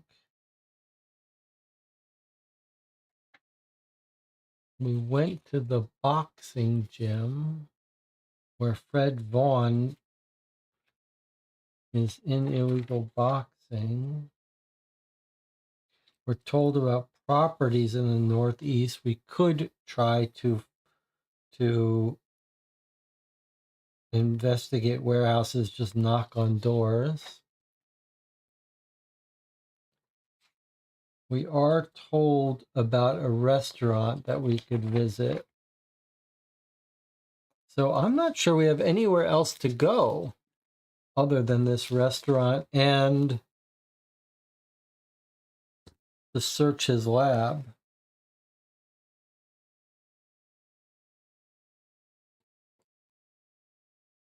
So I think we should stop by the...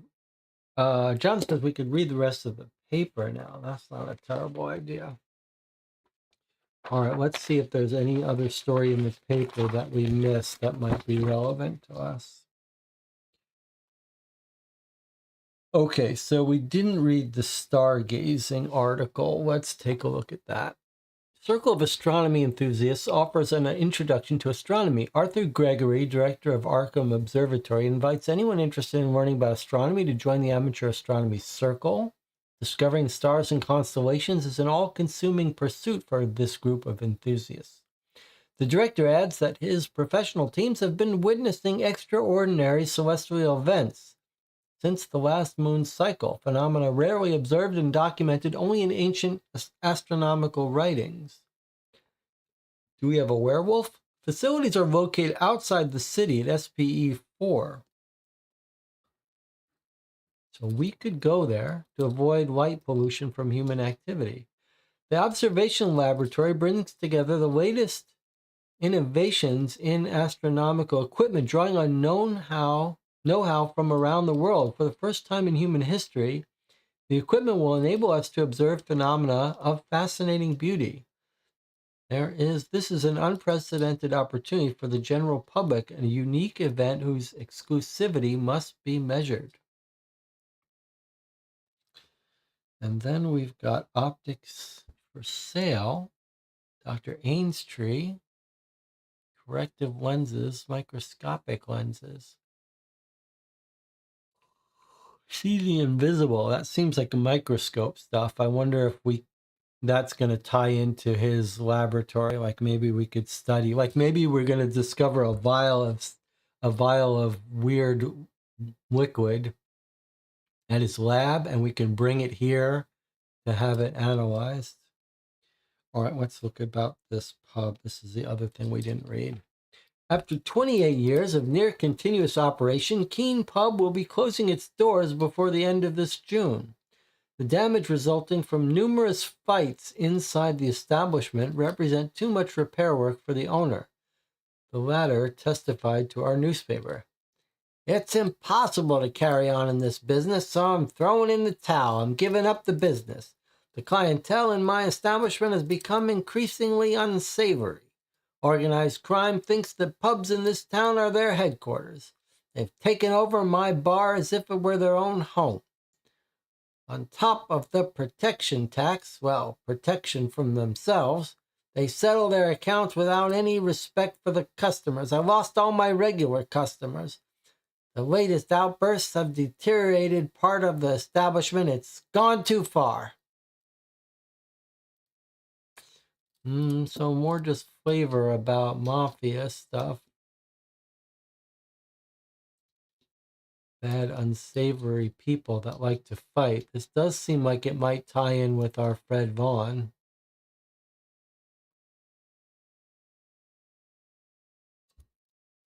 The Keene Pub, is that a place in our directory that we could visit? It's got no address for it here.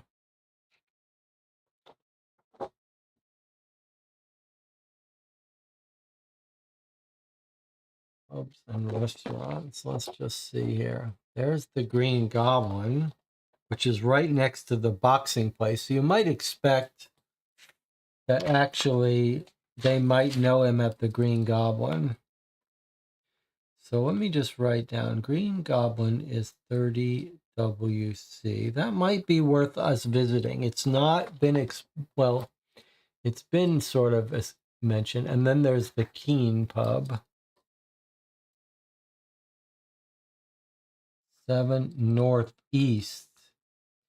Now, 7 Northeast is interesting to us because we're interested in the Northeast. So that does sound like a reason to go there. Look where Northeast is. Look where 7 Northeast is. Can you see? It's right where the East Church secret door might have popped out.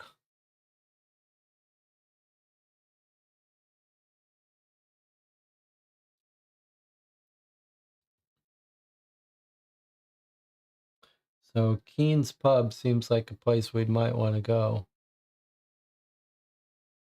So we've got 2 pubs to go to, and then we've got the restaurant to go to, and then we've also got searching through his lab stuff. 7 EC, not Northeast. Did I write it down wrong? Okay, let's see. Kind of important if I got it wrong. No, 7 Northeast. Keene, 7 Northeast. Oh, on the map, I was looking at the wrong place. Yes, you're right. Thank you. You're quite right. I was saying 7 northeast, but it's not. This is still EC neighborhood. So northeast 7 is actually here. Here's where Keen's Pub is.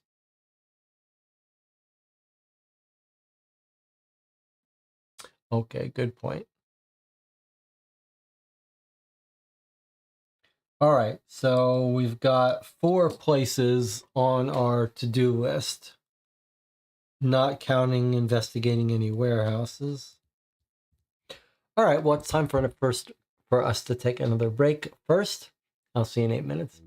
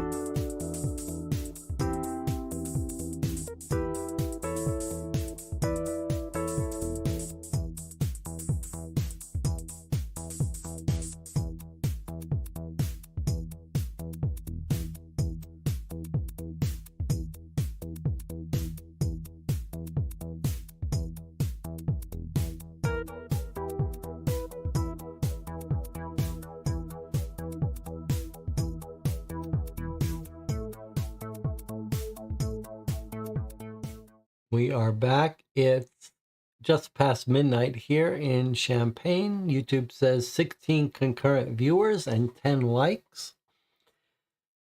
The channel is just discussing miscellaneous things. I suspect that the tenacity cubes, even though we're sort of playing the game afraid to lose them, I think it's probably just being used as a time system. So it knows when to trigger Act 2. So I suspect that after we lose 5 tenacity cubes, it's just the game's way of knowing we've seen a certain amount of the game, and it will trigger an Act 2 that's inevitable.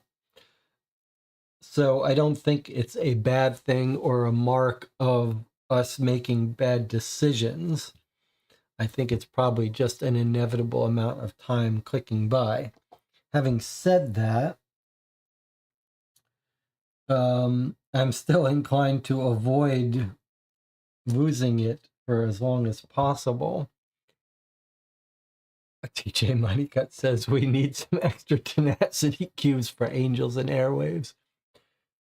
Okay, so we've got the pubs to go to, and we've got the dangerous bar where this guy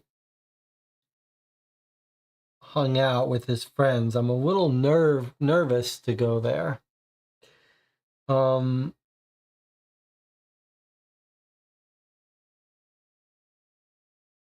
tell you what I'd like to do. I'd like to go to the Green Goblin first, the bar near the boxing club. The boxing guy is the guy who told us about the restaurant, and I'm just a little cautious about going there.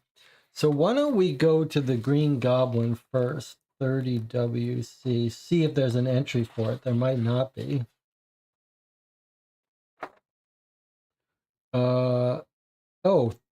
30WC was the 30WC was the boxing club. So the Green Goblin, we were told, was right behind it, but it shares the address. Okay, fine. So we can't go. There's no special Green Goblin. But we could go to the pub, Keen's Pub. Let's do that. Let's go to the pub before we go to the scary restaurant. We'll go to the scary restaurant soon enough. Okay, 7 Northeast. Let's see what that's all about.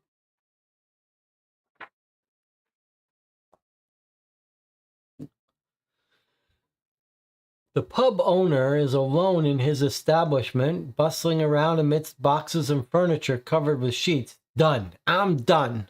I'm leaving town. I don't want any trouble. Okay.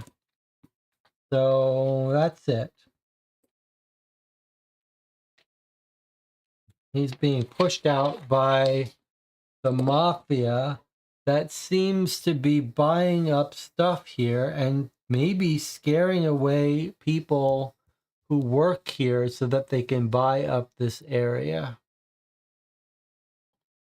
But how does that tie into our case? All right, let's head to the restaurant 10 Southwest. This is the restaurant where our guy was known to have associates.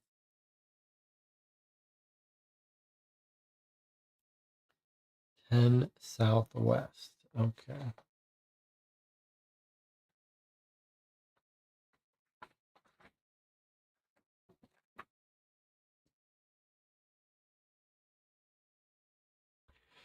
You arrive at the Tar restaurant with 5 police officers to assist you in this operation.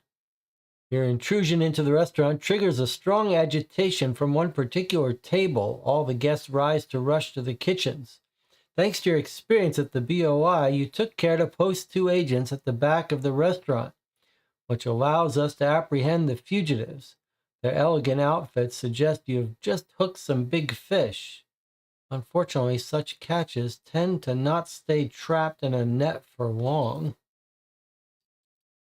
All right, well, so at 10 Southwest, we got the plus 30. So we could now go back to the central station and figure out what happened to these guys, I guess.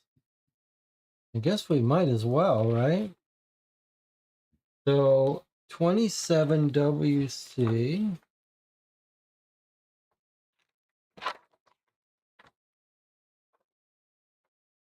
Just to remind you, 27 WC had handcuffs. Now we've just discovered handcuffs plus 30. That should get us into SPE 57,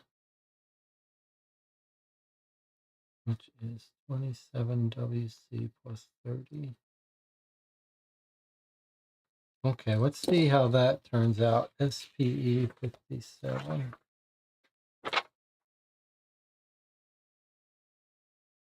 Upon your arrival in the cell that houses the freshly apprehended gang, you immediately understand who the leader is. A man of about 40 years old with slick black hair, neatly trimmed thin mustache, and wearing a dark purple suit with a bold style. He's been staring at you since you entered. You wonder if it might be you who's committing a faux pas by having apprehended him. As you prepare to ask a question, the mob boss cuts you off. We'll only speak in the presence of our lawyer, Mr. Ramsey.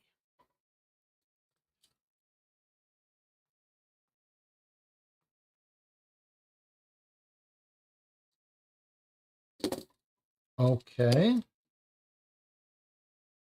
Well, you can work with that. Let's talk to this lawyer.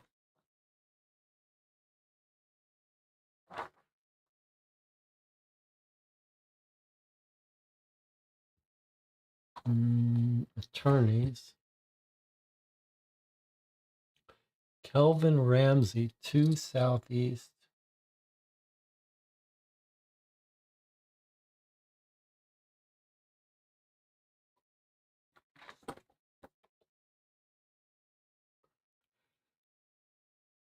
Jonathan's asking if the stream got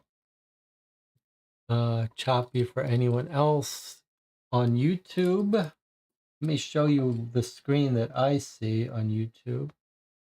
How do I do that? Where is my display? I can show the stats.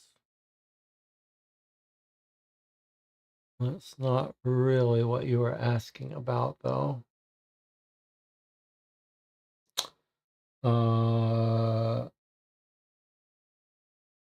I know you don't care about this, but I any opportunity I have to show some extra information, I'm curious to do it. Here. Okay, you can see what I see here. So you do see the right on the right hand side where it says missed frames, skipped frames. So that would normally show if it's dropping frames or if I get disconnected from the network. So it looks like everything's good here. All right. Okay, let's go talk to this lawyer and see if we can learn more about this gang that our deceased works for. 2 Southeast.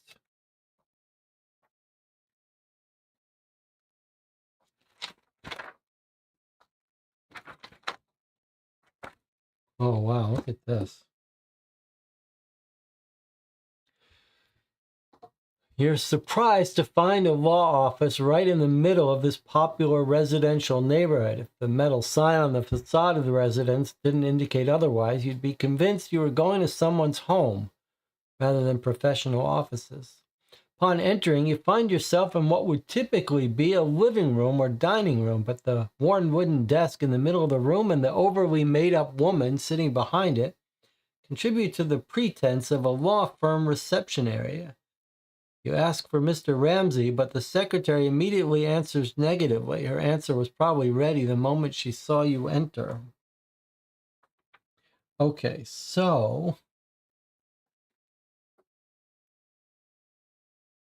we know how to ask her about the guy that's been arrested, but we need to make a note that we have a new symbol here.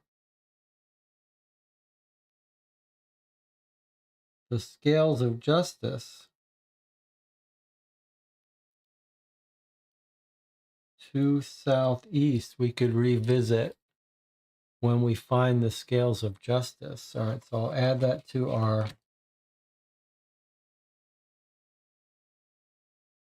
symbol collection. But let's go ahead and do handcuffs plus 30. That brings us to 2 Southeast. Turn. And then plus 30 handcuffs goes to 32 Southeast. Sorry, not 32 Southeast. 32 SPE.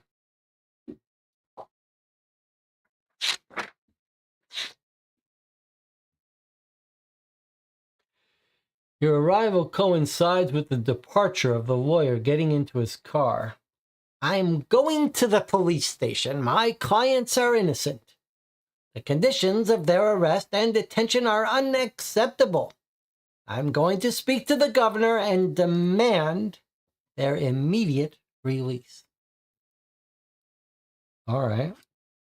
Well, it doesn't help us much, but this gang is connected.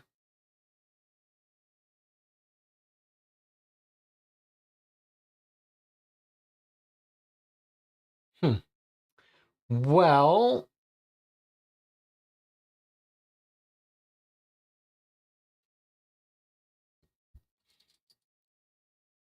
I don't think we can talk to the governor, but it feels like we're going to have to go back to his lab and search through it now.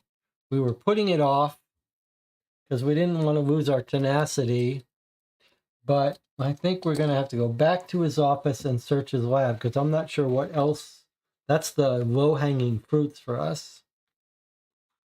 So here we go. We know this is going to take some time. We could go to the cot, says Anna. All right, I'm not going to SPE2 yet. People want me to do other stuff. Let's see. And it says we could try to talk to the cop who wanted to meet with us. And we could try to talk to the commissioner who knows about organ trafficking, Gordon Sullivan.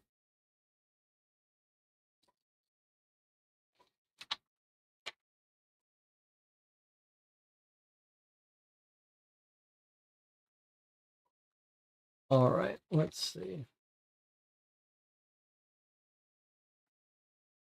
You guys really don't want to search his office, huh? All right, so you're saying that in this article,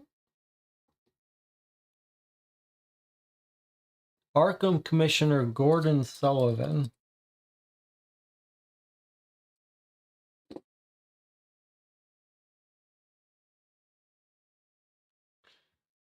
All right, let's see if Gordon Sullivan is actually in the directory if we wanted to speak to him. Let's see. Well, there he is, 3 Northeast.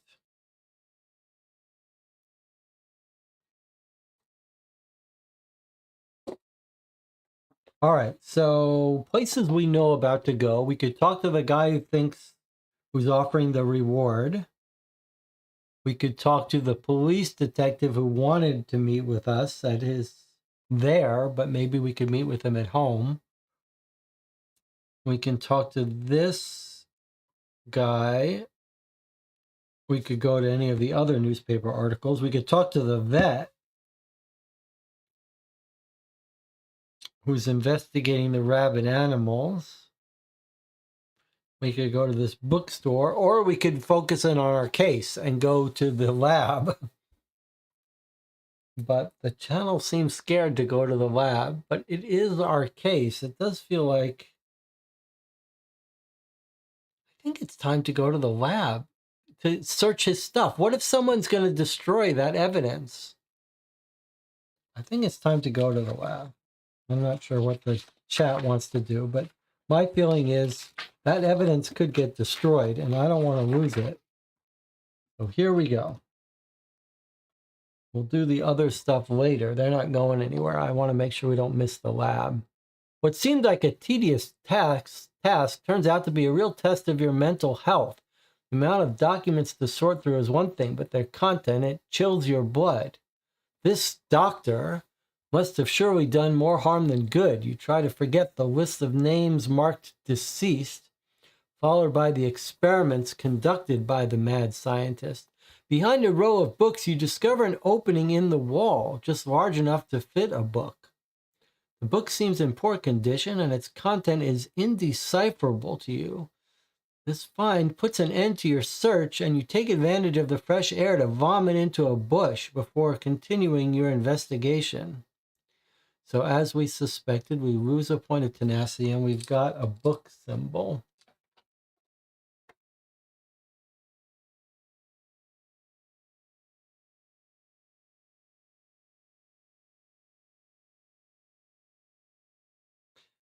Book plus 100. Okay, well, let's lose our point of... Let's lose our point of tenacity. We only have one left before we trigger a special thing. But we've got a new symbol book, and you know where that we can't understand, but you know where to take it. To the old books bookstore.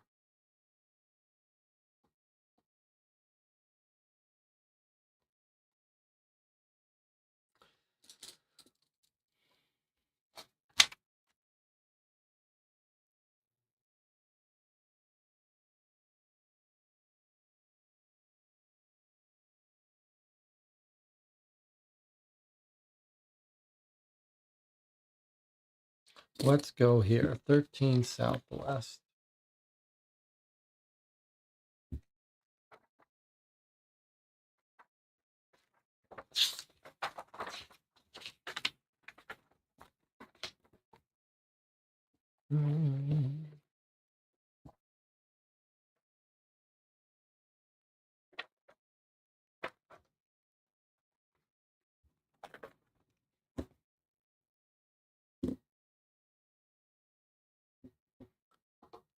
The bookstore resembles a long corridor lined on both sides with shelves filled with old-looking books. At the end, you see a finely wrought iron spiral staircase. To your right is a sideboard that seems to serve as a counter for the old man who's browsing through a tall stack of books. He greets you, asking if you have a specific request.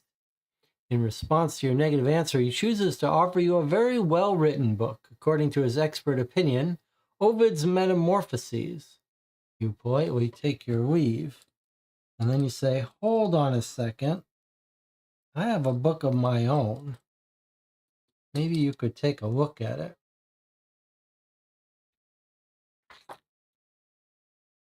The bookseller, upon opening the book, lets out a scream of madness and drops the book to the ground, his two hands forward as if to protect himself from the object. He starts to sweat nervously. It takes him a good 10 minutes to calm down before he agrees to tell you more about the nature of the unspeakable writing. His words are erratic, and the more the old man tries to talk to you about the reason for his distress, the closer he seems to get to madness. The only word you manage to make out is Armitage. Surely a name. You understand you won't get anything more out of him. Seeing his terror, you leave the store with the book. You lose 1 point of tenacity. Okay, so we've lost our last point of tenacity. So we have to trigger this event. But he's mentioned hearing Armitage, but we know who that is. That's going to be Henry Armitage. So it seems like we're going to have a visit to our old friend Henry Armitage. But before that can happen, we just lost our last tenacity. We didn't find any place to gain it, and now we have to follow the rules about that. I'm a little nervous. Okay, if you run out of tenacity, SPE 777. All right, let's see what happens. SPE 777 seems dangerously close to 666. All right, let's see. What is 777?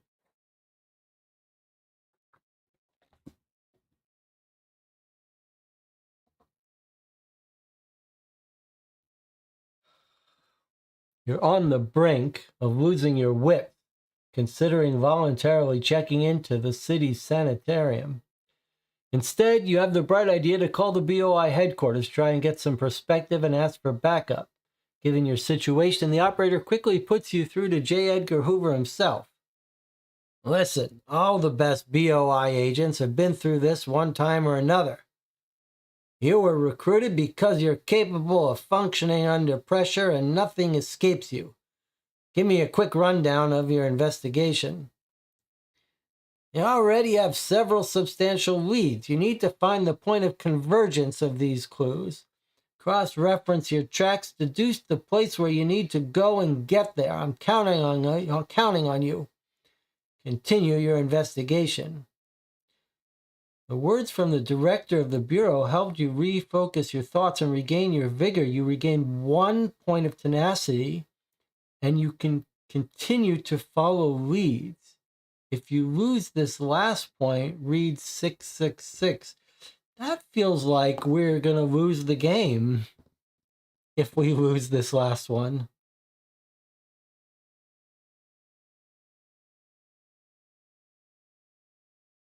I don't know how I feel about that.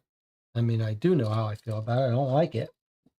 But now we really do have to be worried about losing tenacity.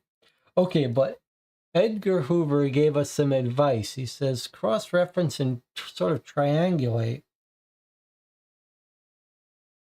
We really do not understand what's going on, though. But Henry Armitage might. Let's find Henry Armitage. Surely that's not going to lose us a tenacity. Surely he's going to give us one back when we talk to him. He's going to revitalize our spirits. Armitage, 22WC.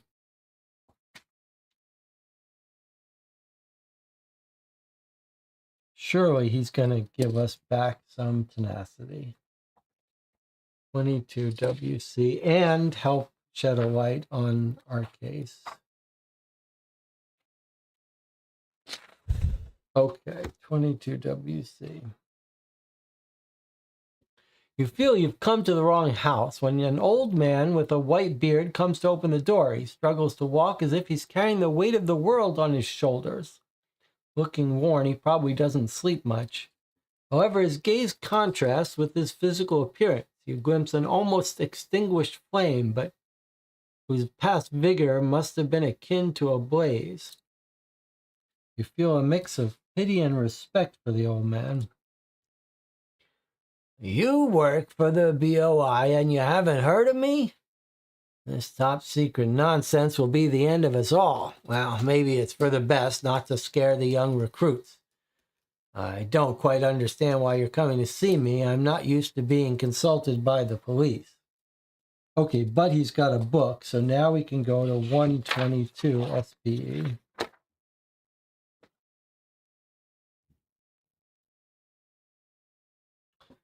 Dr. Henry Armitage's face freezes at the sight of the book. You get the feeling his mind leaves his body for a few moments before returning abruptly. Where did you find this? Do you understand the nameless monstrosity you're holding in your hands? I've faced a number of blasphemous writings, and I can assure you this one is one of the same nature.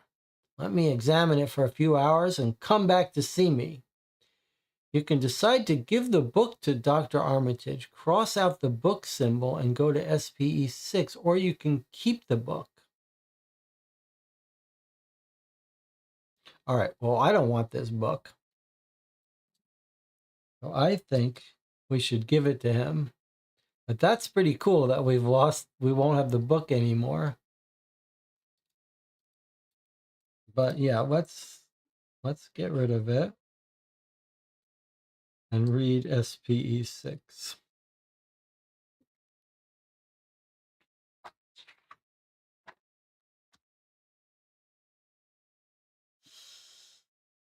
We better not lose the tenacity, though. After having you wait for a few hours in your car outside his home, Dr. Armitage signals to you from his front door. He hands you a piece of paper folded in half and gives you an instruction.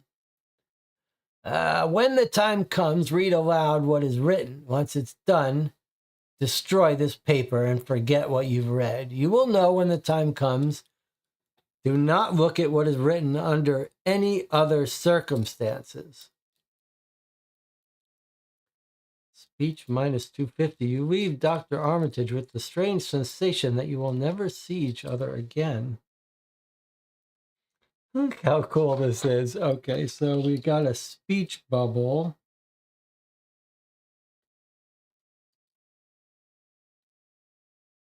Minus 250. So he's given us a piece of paper that tells us what to say. That feels like this might be necessary for the end of our game. Or it could save us for the 666, maybe. It does feel like it's going to be critical to something.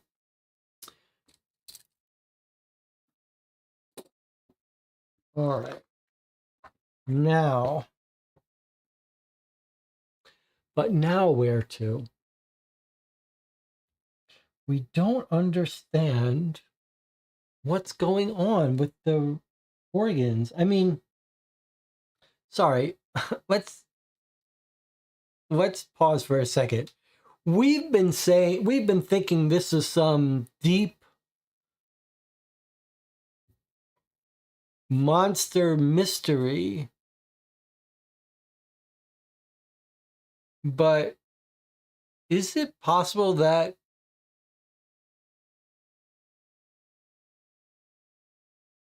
the mafia people are involved in this organ trafficking for monstrous spells, reasons that this guy was studying?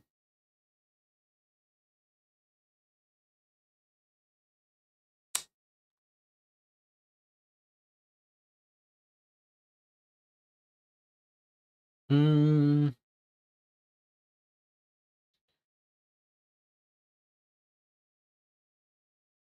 I mean, he's doing some spell. Did the spell reanimate some person that then woke up and ripped his body open? Is it all about that cemetery and the grave digger?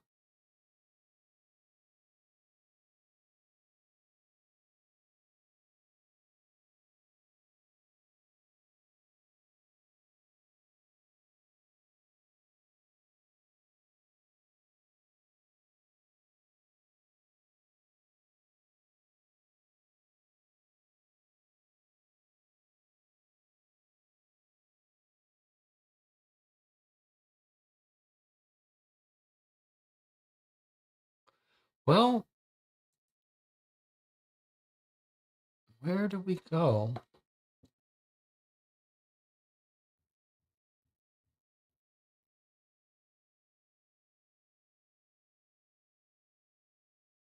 We did have that very odd encounter with the police officer.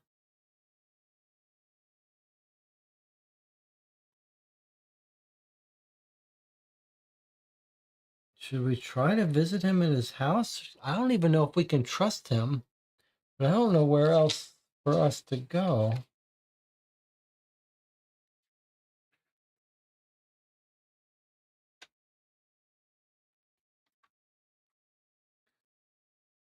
Seven, 7, 7. I want to read 777 again because it seems to be giving some advice on how to solve the case.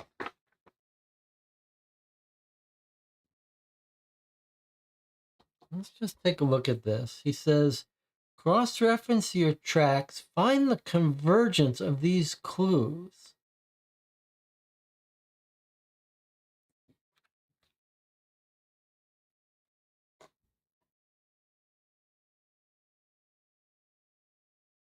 It all seems to center around this guy whose body was found.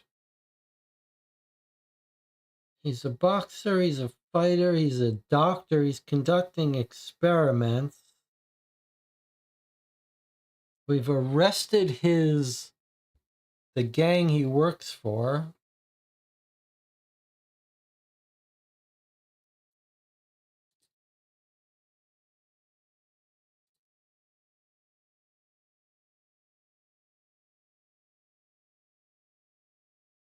He seems to be the center of it all, but we don't know where he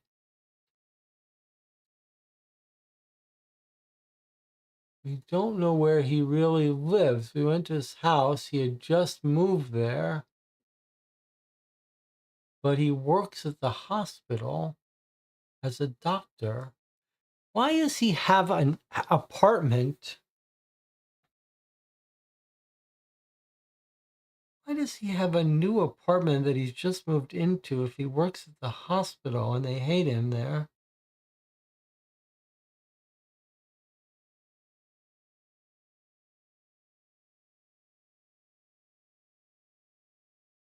Is it a Dr. Jekyll, Mr. Hyde type thing?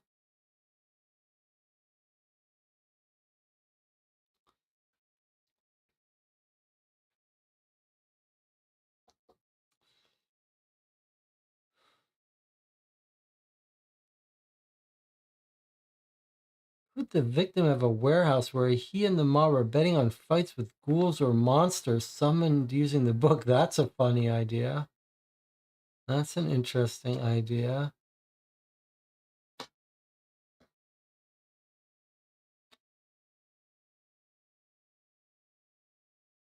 That's an interesting idea. Do we have allies we can consult in this game? No, we don't. Well, we are told that the bank, that they're buying up properties in the Northeast, and it's industrial properties. So you could ask whether there are places in the Northeast, industrial places. So we've got Boston Harbor Authorities in the Northeast, the Charleston Navy Yard in the Northeast.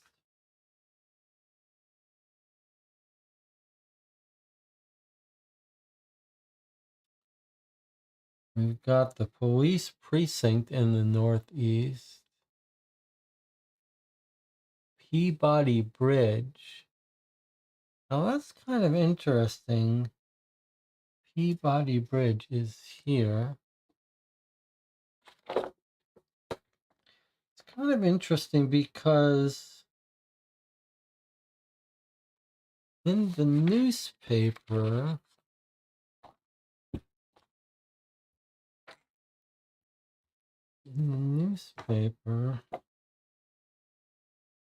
we're told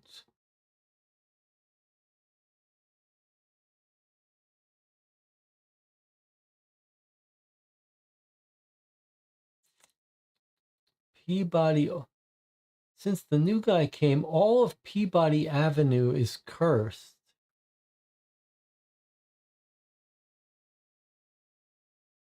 All of Peabody Avenue is cursed. So look, here is Peabody Avenue.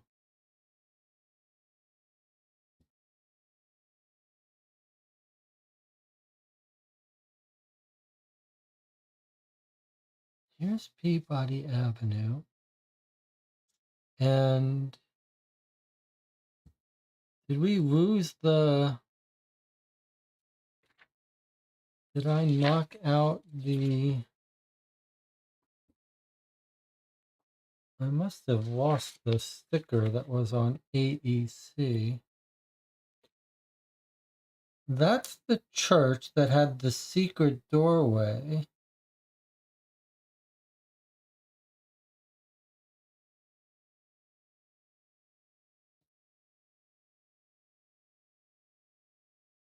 Is all of Peabody Avenue really cursed? Has something gone wrong here?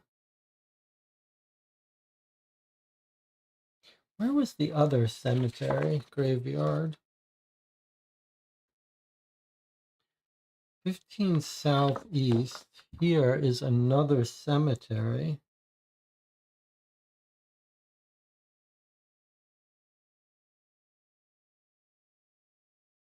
In addition to the one where our guy was found killed, which I guess was here. Here was the other cemetery where our guy was found killed.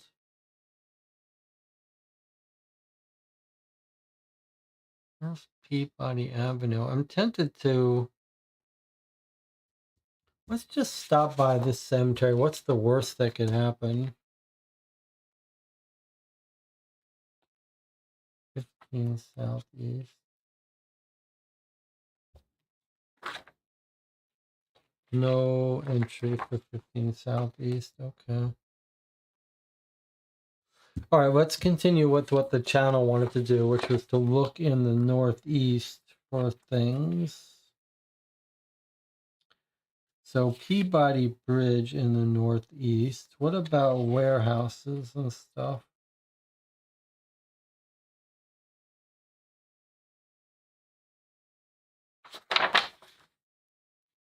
Hotels, public transportation.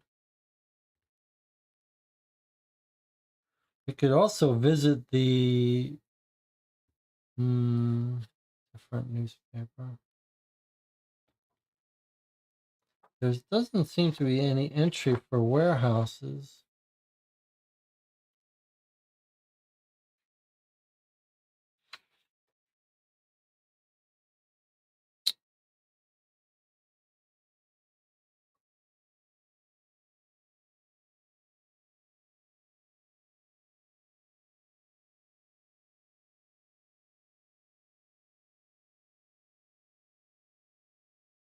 Hmm.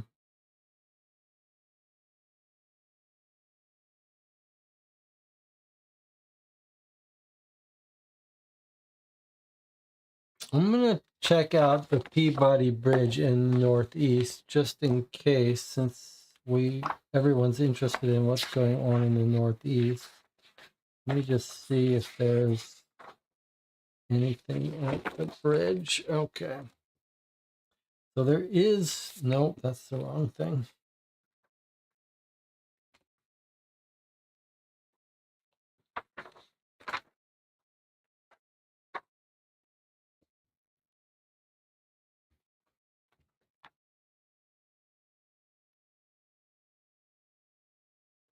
All right, well, I went to the bridge. And it's not happy with me. So we may have to decide what to do if I've killed us. You spend your entire evening and part of the night waiting in the wrong place. The looming storm during your wait makes the air heavy and your head starts buzzing. The futile wait costs you 1 point of tenacity. You won't be able to try another meeting location until you've read 2 more leads. So this is a little bit of a bug. This seems like it thinks that we're tried to go and end the game to find a meeting place.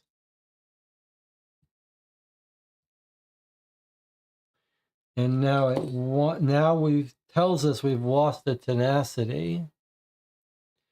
So this might be the end of the game, in which case we'll do something else. But let me peek at it and see if that Armitage thing is going to save us. So the rules tell us that now we have to go to 666.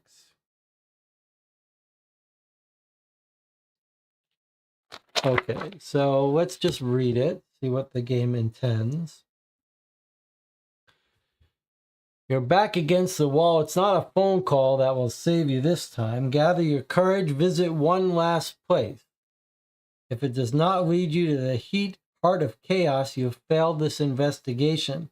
Start everything from scratch and try again, or definitively give up by reading the solution at the end of the booklet.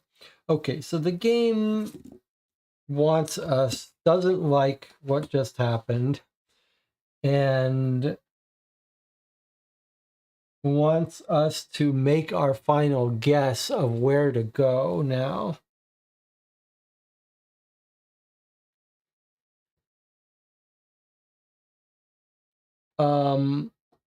I don't hate Jonathan's theory.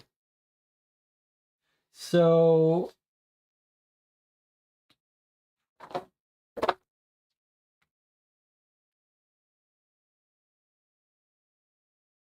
if there was another boxing place in the Northeast,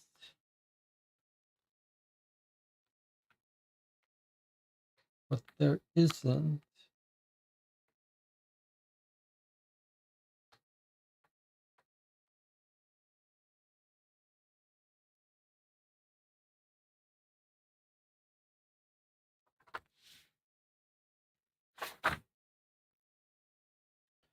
There is a hotel in the Northeast.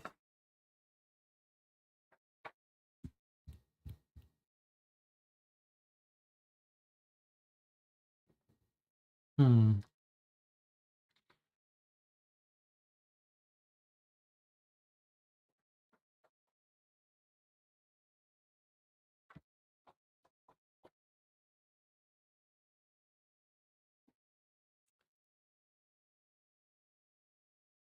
Well, let's look at the directory again. A warehouse that they might be buying up in the Northeast. Let's take a look again. Maybe there's... See.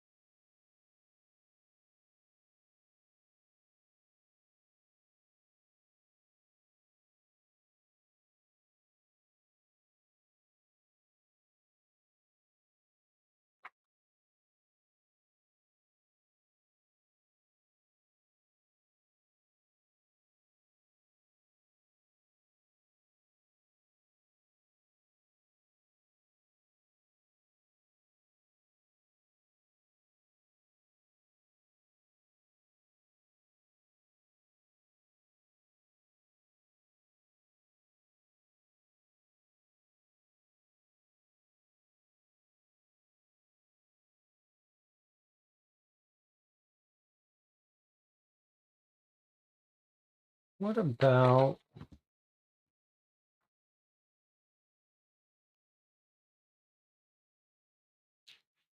Hmm. Well,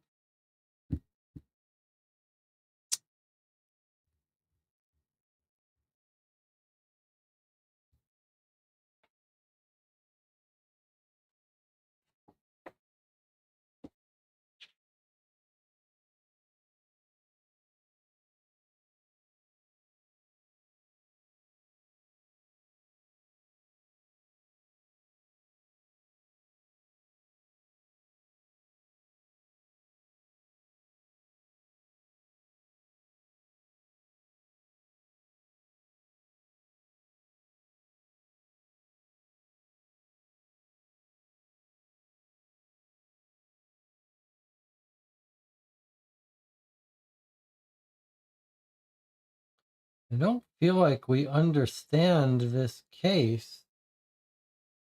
Even if we guess this right, it doesn't feel like we have a good idea of what's happening.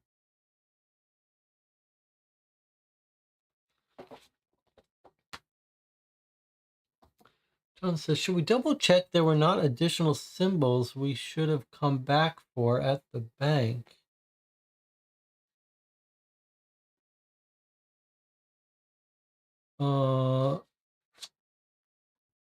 Okay.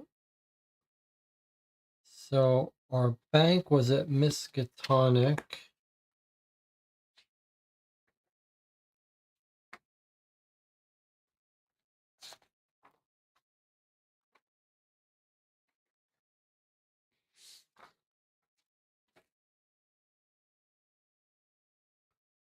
$26WC.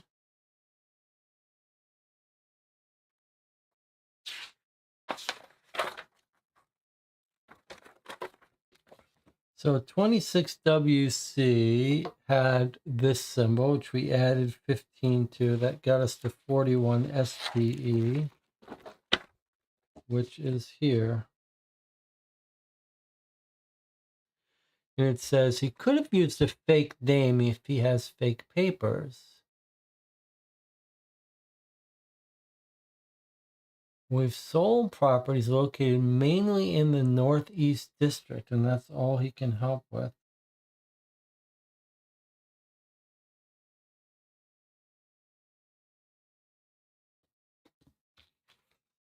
It feels like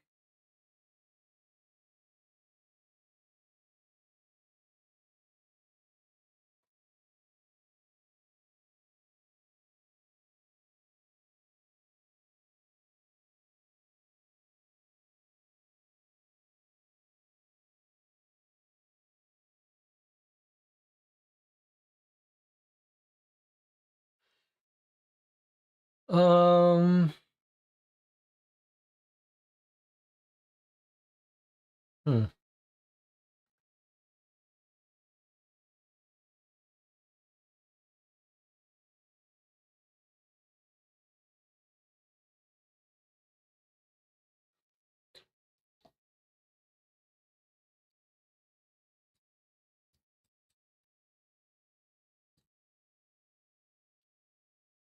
let's go talk to... Anna says, let's do the rest of our clues like the vet from the paper. Is it possible the vet from the paper? I like the idea of fighting creatures, raising the dead to fight them or something.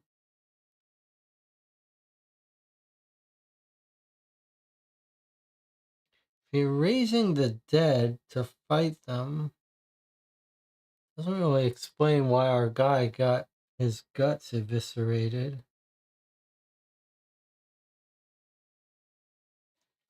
Let's go talk to that police officer that we didn't really understand what he was about first. Douglas. Let's try 5 Southeast, because I don't really understand how that whole thing proceeded. So let me see if that's a thing we could do. Okay, 5 Southeast. You don't find Lieutenant Douglas at his home. As you're about to leave, a neighbor waves at you. John told me to give you this piece of paper so you'd know where to reach him. Before you can ask any questions, the neighbor's already turning his back to you. He says, of the 4 on the MR, it starts with the 7th. The others may make you lose your temper.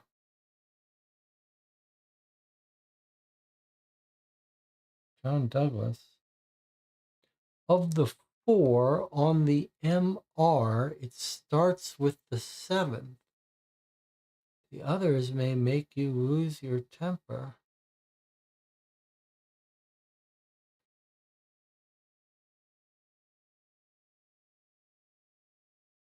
I know what MR is. Let's see if you know what MR is.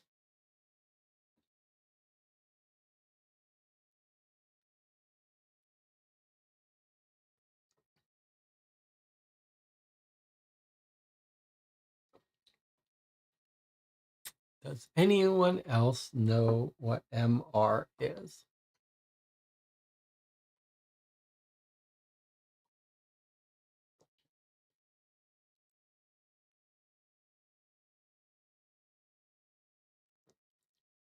Anyone? DJ Moneycut figured it out. It's the Miskatonic River. Of the 4 on the Miskatonic River, it starts with the 7th.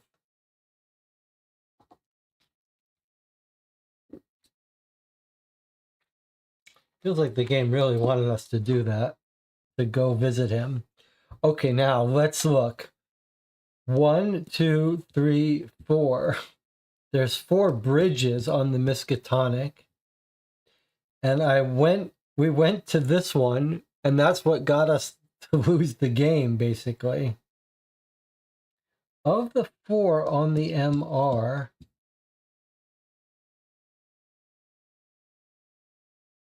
it starts with the 7th. The others may make you lose your temper.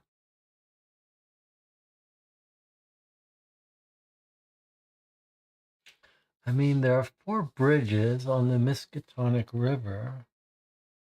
What would it mean to say, of the 4, it starts with the 7th. The others may make you lose your temper.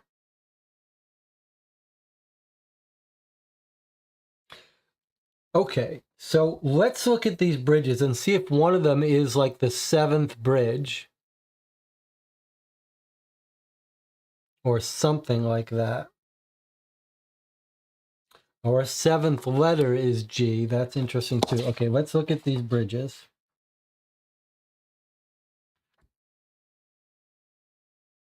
Okay, well, I think maybe DJ Moneycut figured it out, because look, here are the bridges.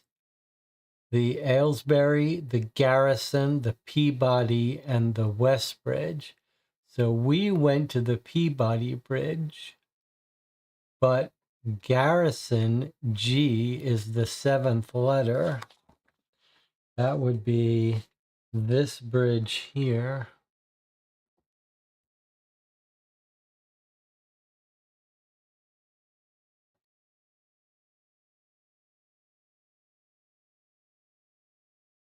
That is a very tempting idea. And Martinez Conradi has come by to join us.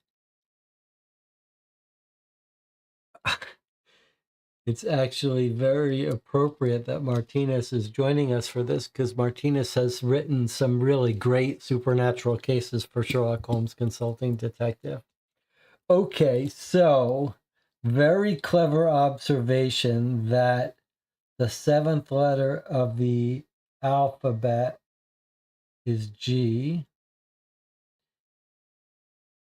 and the idea that that could be talking about Garrison Bridge. Okay, well, if we're pretending that the game's about to end, let's go here and let's see if that's the key. Although it's hard to understand why this would all be ending in a bridge in the northwest neighborhood. But on the other hand, it really is just bounding the northeast neighborhood as well. All right, so let's try it. We're going to look up 6 Northwest, which is the Garrison Bridge, and let's see what happens. Let's see if it's anything. Very interesting.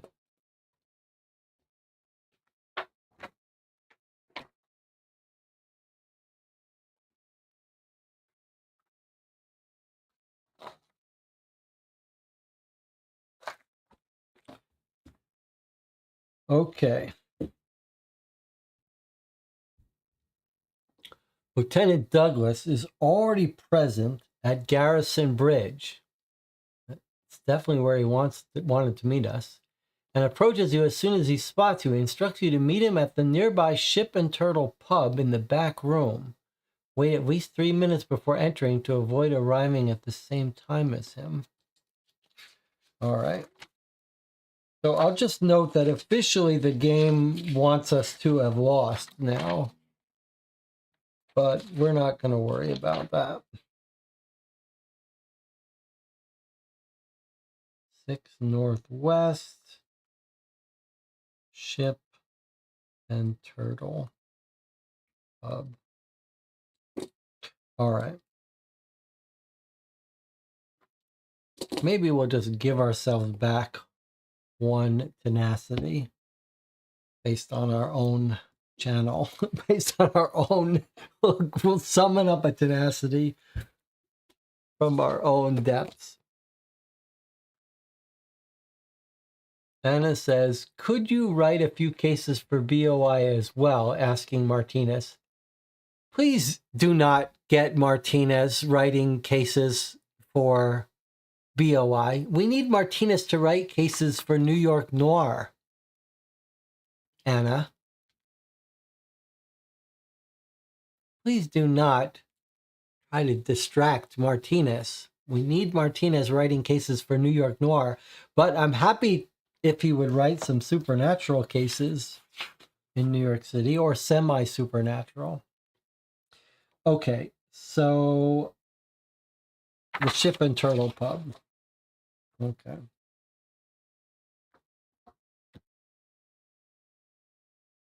Ship and Turtle, 11 Northwest.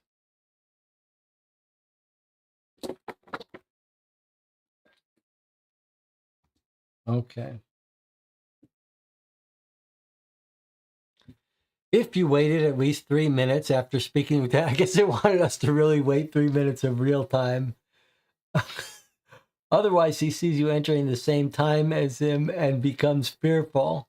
Look how fun that is. The game actually says that if you didn't wait 3 minutes of real world time, you would lose a tenacity. That's pretty cute. I like it.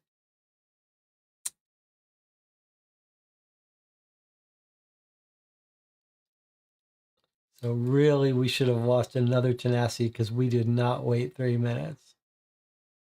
Pretty cute. Okay. SPE All right, we lost another tenacity, and we're just going to summon another one back up. 3 SP.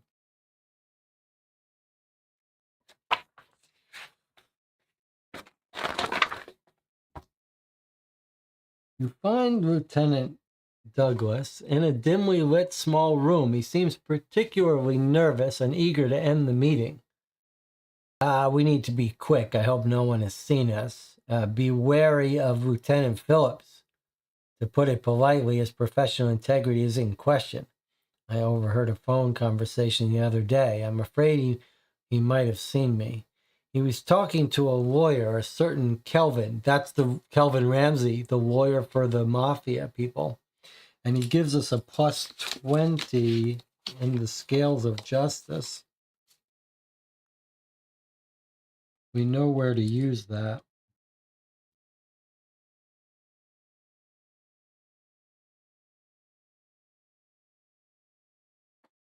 I think they're covering up mafia activities within Arkham together. Phillips is an excellent policeman, but he must have gotten involved despite himself in something beyond his control. Otherwise, I don't see how he could have switched sides. I think that a man bursts into the back room, which abruptly stops Douglas and hastens his departure without even looking at you. The man who entered asked if you would like a drink. You decline and leave the place. Okay. So he's told us that Phillips is on the take, and he's given us the Scales of Justice card, which we have noted is checked at 2 southeast. So let's go back to 2 southeast now.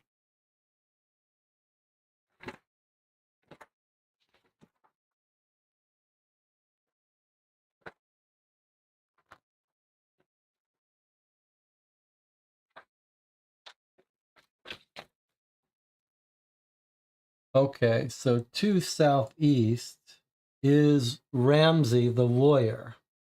So this is the first time we've got something interesting here, because we're told that the handcuffs are plus 30. And we're told that the scales of justice, we just learned,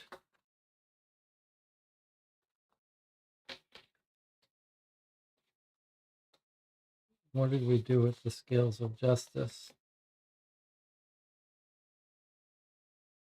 Did I lose it in here somewhere? Okay. So look at what's happened. We've told that the scales of justice are plus 20.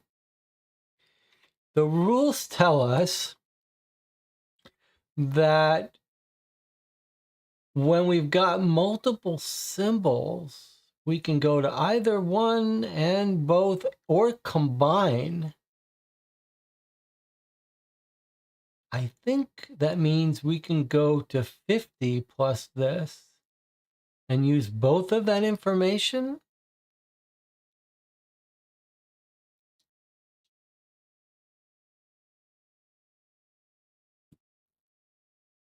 But shall we first go to 20 plus 2 and go to 22 and then try to go to 52? Let's see what happens. Let's try it.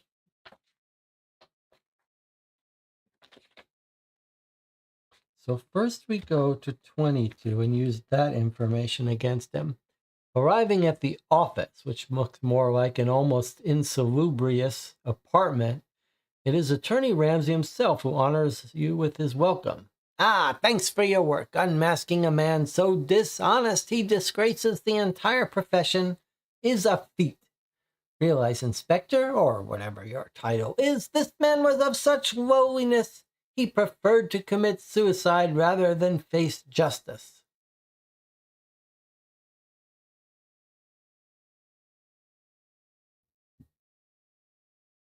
I don't really get this part. What is he talking about? Suicide?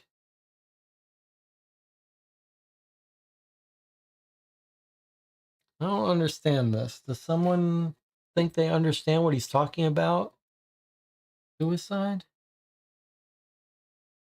What's that about? I feel like something's gone a little bit wrong.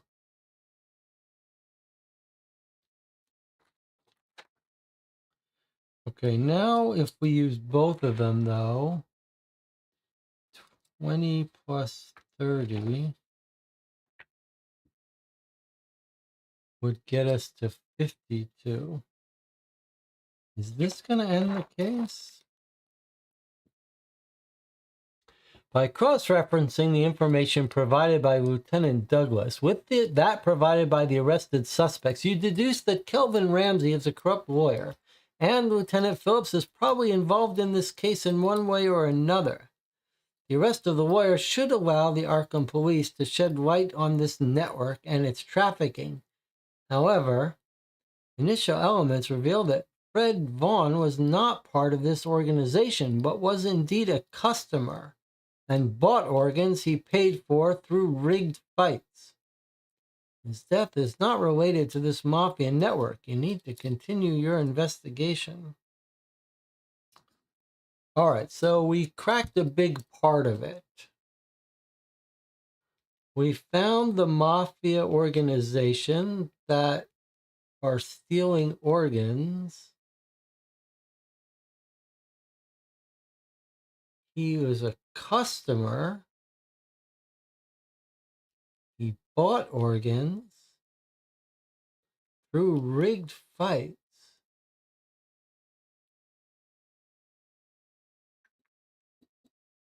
But his death is not related to this mafia network.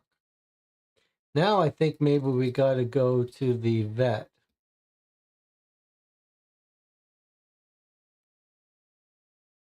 But I don't really get what's going on with Lieutenant Phillips.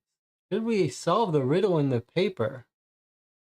Didn't make sense at the time, but maybe. Yeah, I didn't pay much attention to that, to be honest. So whether that was a solvable riddle, it just sounds like a poem, but you're right, it does say it's a riddle. That's a very good point, that this does say it's a riddle. We see a house in the air that could pass for a labyrinth, where those who walk without fear are arrested in treason. It's a fatal prison, a place of discomfort. So we're looking for a place, house in the air.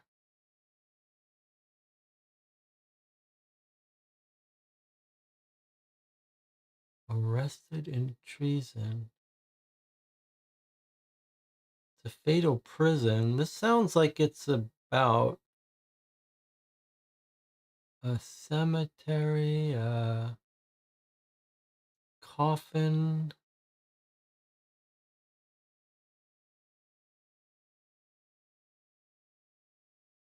Vulcan's famous hand laid not so subtle traps.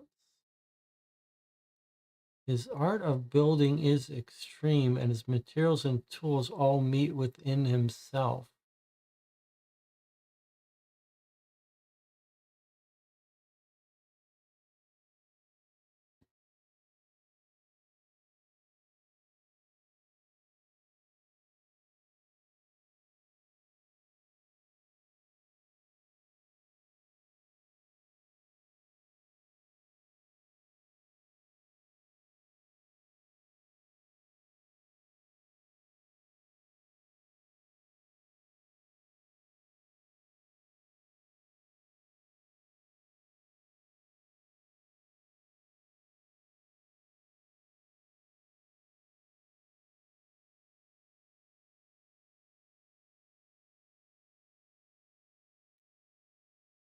So it's a place, a house in the air, and then the second half is about a monster full of poison, whose malice is ingenious and whose materials and tools are within himself. Lives are extinguished by a monster full of poison. So we see a house in the air, fatal prison. So we've got a place.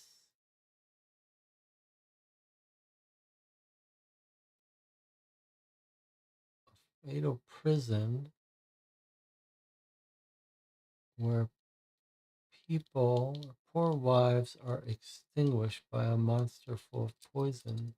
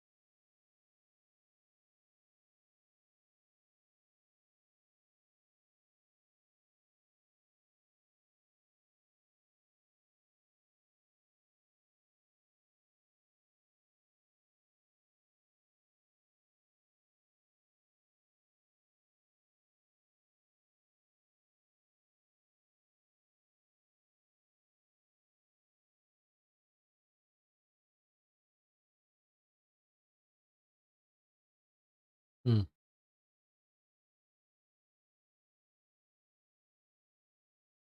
Any thoughts? Well, it's time for a break. You give that riddle some thoughts while I take a break. I'll see you in 8 minutes.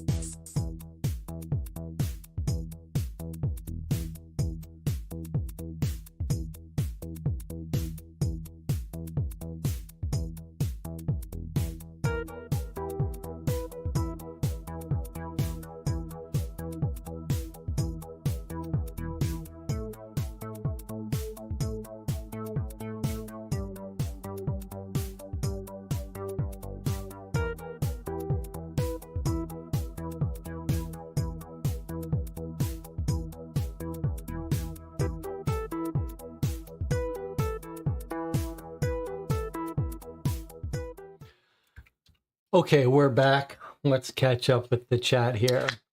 DJ Moneycut says, regarding the riddle, maybe it's a spider web. I love that idea.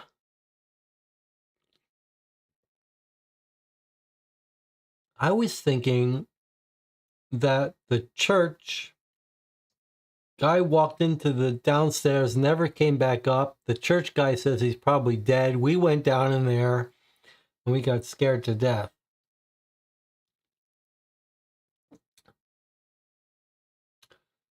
Let's go to the vet. I do think we should talk to the vet. But I also want to reread the church entry. I do think, let's see if spider web makes sense. House in the air that could pass for a labyrinth. Those who walk without fear are arrested in treason. A fatal prison. Discomfort and constraint. Poor lives are extinguished by a monster full of poison, a spider. Lay not so subtle traps. His art of building is extreme, and his materials and tools all meet within himself. It's absolutely a spider web. Brilliant work, DJ Moneycut. Well done. Okay.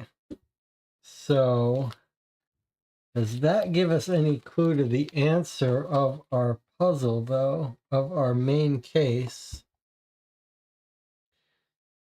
We went downstairs in the East Church, which, if you'll remember, we got hints about because it's near where the body was found, but also because there's this story in the paper. East Church, the sexton of East Church. And he says the grave digger, the new guy came, all of Peabody Avenue is cursed. They're digging at night. The priest declined to comment.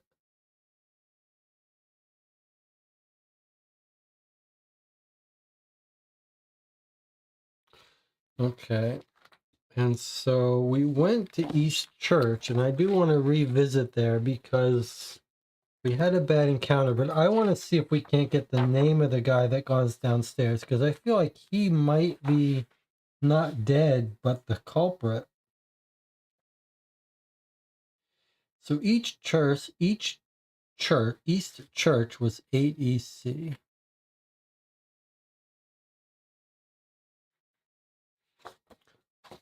EC. We'll go to the vet in a second here. I just want to follow up this first.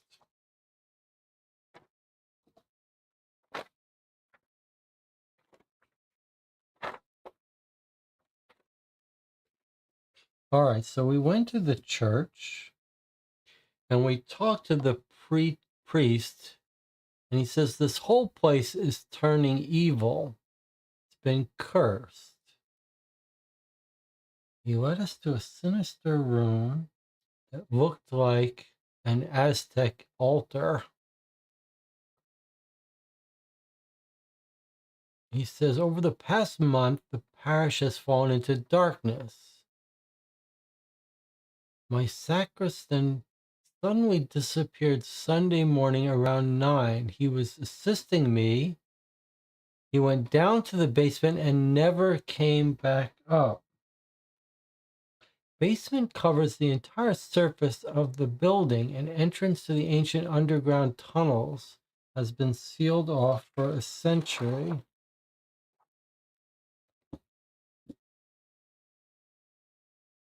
There's no way out. I would have seen anyone entering or leaving by the stairs. I was really hoping we could find out that guy's name. And if he wasn't the person. And that's at East Church. And he says it goes north. Is it possible that we should check out this location? Does it pop up here? 7 EC? No, there's no entry for that. All right, let's talk to the vet, for lack of a better place to go. Are there any other places in the newspaper? Yes, all of the stargazing. But let's talk to the vet first. All right, so we learned the name of the vet who's handling these rabid animals, Dr. Bistanelli. Bistanel. Bestianel. All right, let's look up Bestianel. Let's see if we can find him.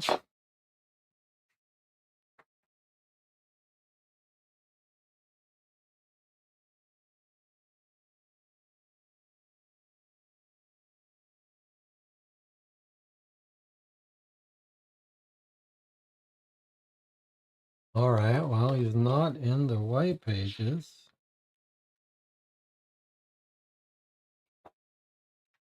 Let's look up healthcare here.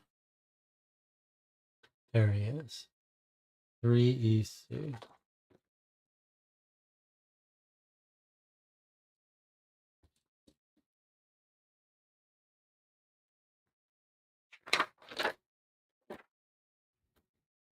No, it's a long entry. Dr. Bestianelli's assistant opens the door for you, then immediately turns her back and leaves. Without accompanying you, you enter alone into what resembles a mass grave more than a veterinary clinic. Despite the dirty sheets covering them, you easily discern the animal carcasses piling up in what used to be a waiting room. The smell of wet dog strangely mingles with the scent of blood and entrails, giving you the impression that the air is thickened due to this atmosphere of death and the violence that preceded it. The veterinarian suddenly appears in the doorway at the end of a small corridor you didn't notice when you entered. He gestures briefly for you to join him and promptly disappears again. You make your way to the opening, careful not to step on one of the small bodies on the floor. On an operating table in the middle of the cramped room lies a dog on its back, or rather what's left of a dog. Based on its curiously almost intact head, you think it might have been a German Shepherd. Dr. Bestianelli and his assistant busy themselves around the gaping abdomen of the animal, held open by retractors that look more like torture instruments than medical equipment. Without looking at you, the veterinarian begins to speak.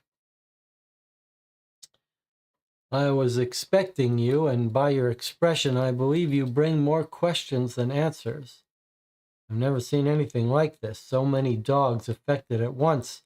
It doesn't match any identified animal disease, or human one for that matter. It's as if all the dogs from the Miskatonic River to the outskirts of Main Street have succumbed to bloodthirsty madness. After howling themselves to death, they jump at each other's throats for no apparent reason. He gives his assistant a few instructions before resuming. However, something's even more puzzling. Some of these corpses are not like the others. They weren't killed by other dogs. Their wounds look like those inflicted by blades or claws, not a jaw. And that's not the worst. This is the fifth one we've opened, and each time all the organs have been harvested. And I can confirm one final thing. Each time the dog was still alive at the time of the mutilations. So something is disemboweling, taking all the organs out of these dogs, just like they did out of that guy.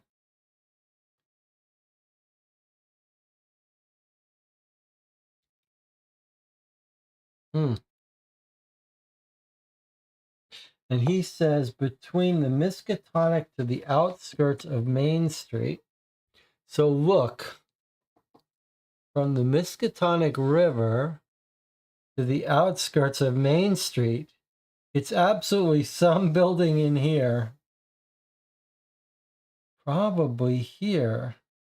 One of these buildings.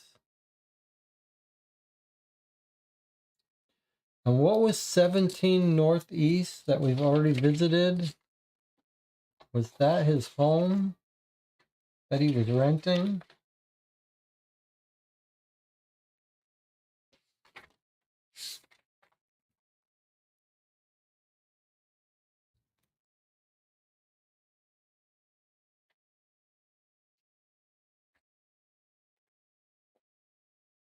"17 Northeast was the doctor's house at the start of the case,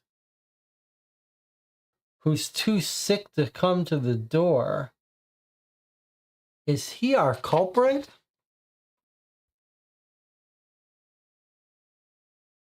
Let's reread that. Let's reread the entry where we visited him. We went to his... Let's reread both of those things. So 17 Northeast, the coroner's daughter says he's not in a condition to receive you. He needs to rest. She gives us this.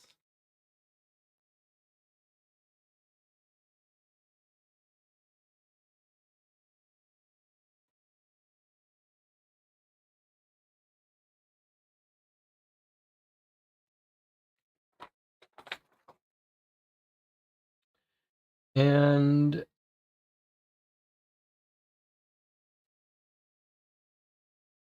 we've been to all these places.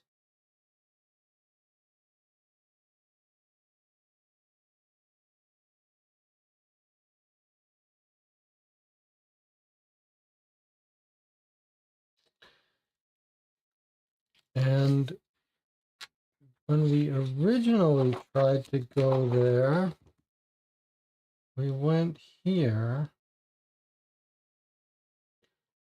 Medical examiner's office is in a large building. A piece of paper has been conspicuously fixed to the door. Dr. Graham is unwell.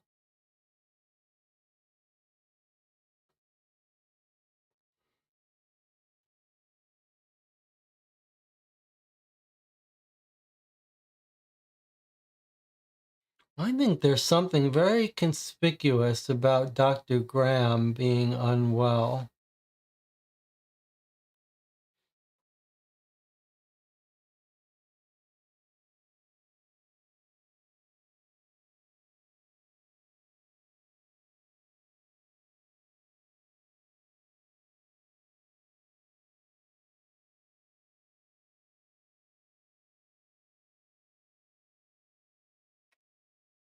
But let's see if we can't...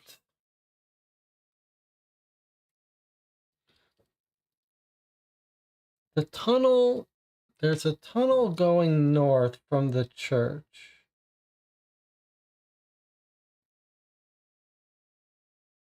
And we're just found out that it's the dogs between the river and Main Street that are being messed with. And Peabody Avenue seems to be the area of trouble. I wonder if we're just supposed to knock on a door in the northeast. Like this door would be the 13 and 14 and 5.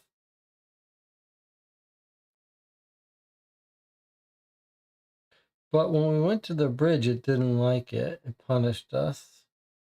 13, 14, 5 northeast. I mean, is there any way to...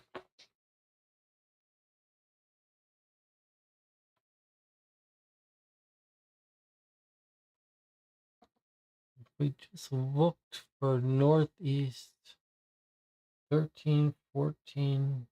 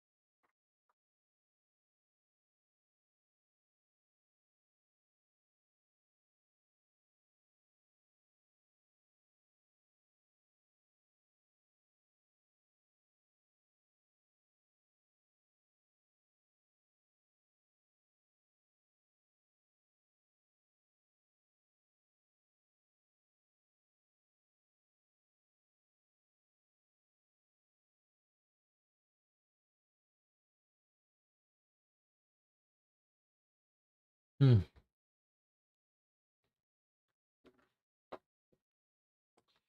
Jonathan says 13 Northeast seems fair to me. Its on-P body seems to line up with the other criteria, doesn't it? I think we'd at least start with that. All right, we're going to try to just knock on this door. We don't know who or what lives there, but it does seem like it's where this tunnel might lead. It is in this location where the dogs are killing themselves. So let's see what happens if we just knock on that door at 13 Northeast.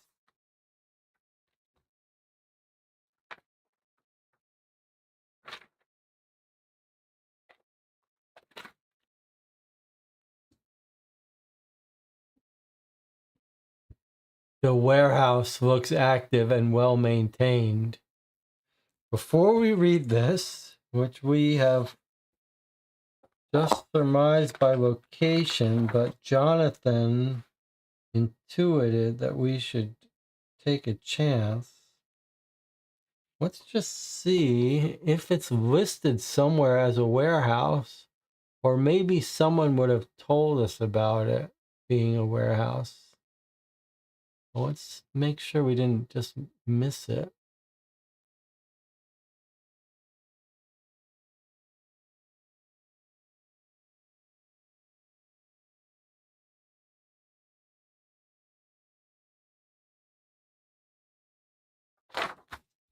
It's odd the way it described it. It didn't say like you walk into it and you discover a warehouse. It seems to say it as if we should have known it was going to be a warehouse.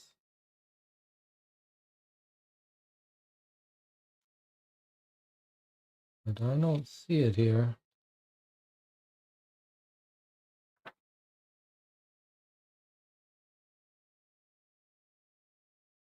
Maybe some other lead would have told us about it, but we won't worry about that for now.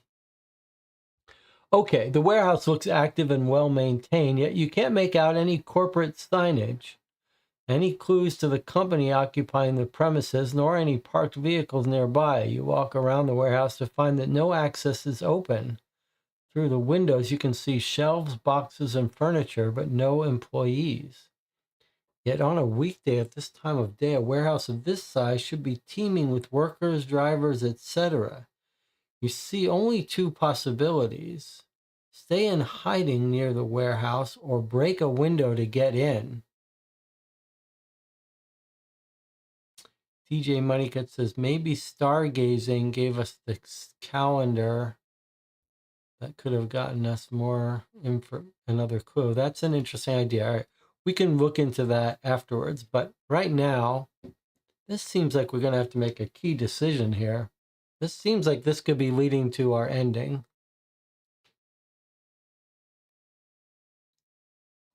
Stay in hiding or break a window to get in.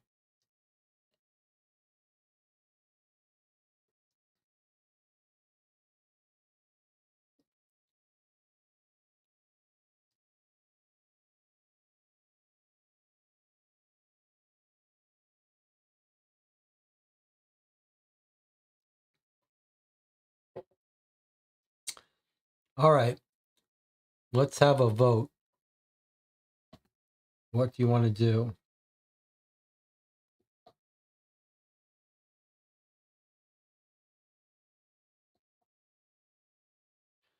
You want to stay in hiding or break a window to get in?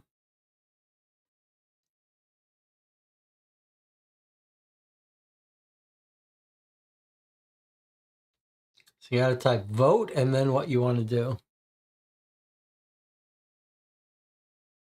YouTube says there are 15 concurrent viewers, so feel free if you're in the background, if you've never spoken up, feel free to wake up and vote. We've got 2 people voting to break a window and 1 person voting to stay in hiding. I suppose logically you could think if we break a window, we're more likely to discover what's in the warehouse before people get there. Whereas if we wait, we're more likely to discover what they do at the warehouse. What's more likely to be useful for us? All right, 3 for breaking the window. One person, Perry, wants to stay in hiding.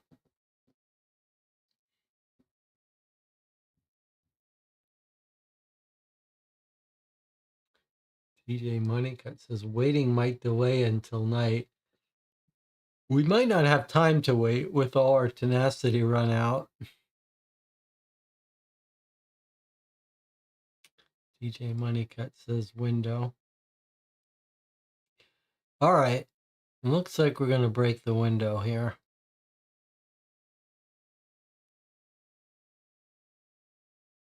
All right. I'm going to close the vote. We're going to break the window here.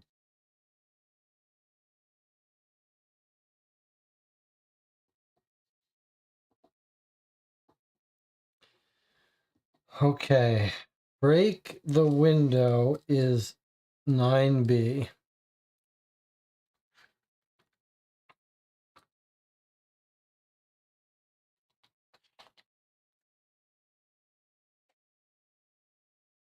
"13 Northeast, 9B." Okay.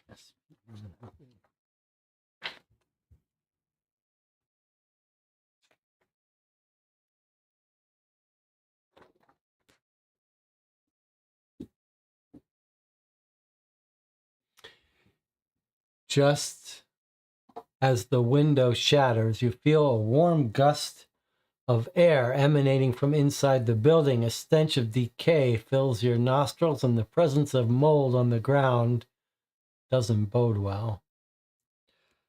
A muffled and slow sound, like a large drum, reaches you.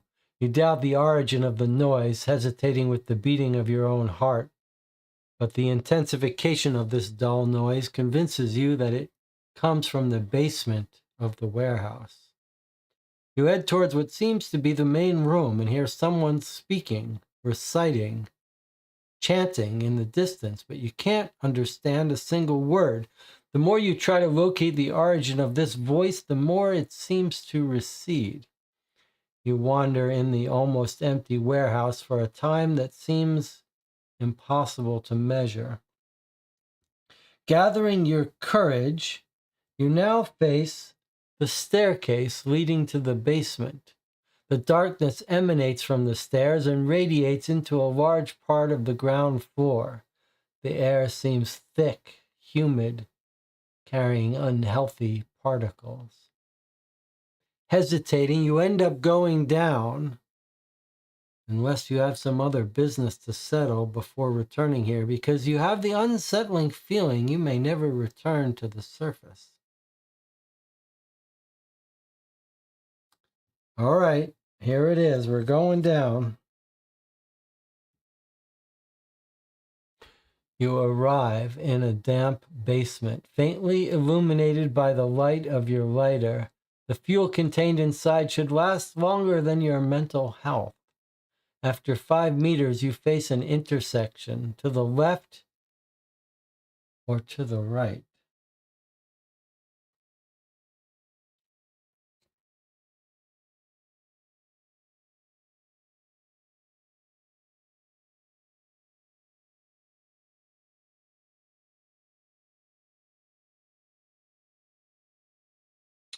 Hmm.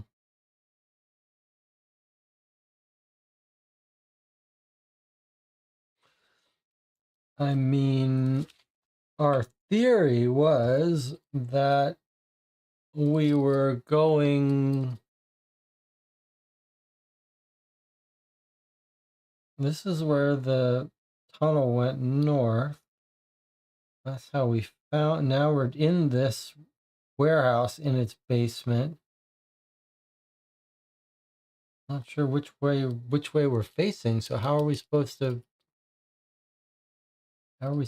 know which way to go? We don't even know.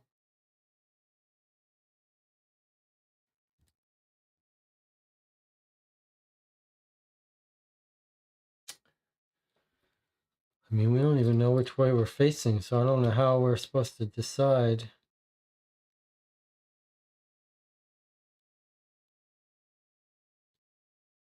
Left is sinister. Let's go left. Okay. I don't see how there's a way for us to know. Not with we don't have any good information. Okay, to the left, you can go to 205. To the right, 208. Okay, so we're going to 205.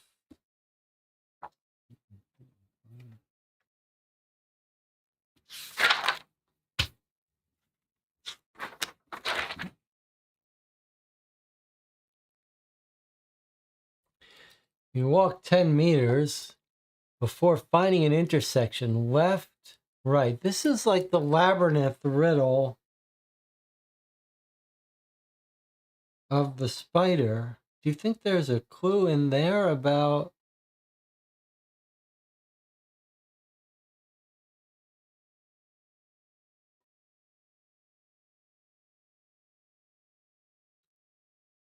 Martinez says, yes, this is a riddle. So we went left to 205.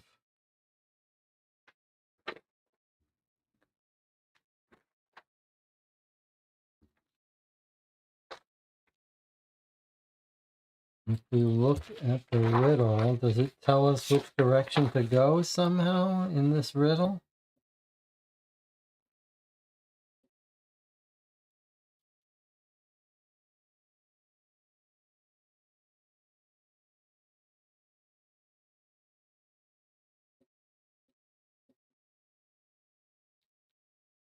Labyrinth, always go to the left.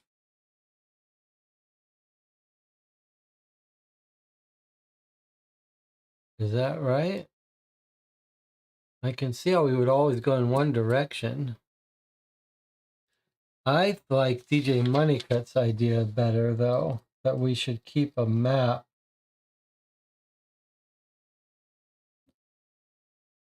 It doesn't say, there's no clue in the riddle here about which direction to turn.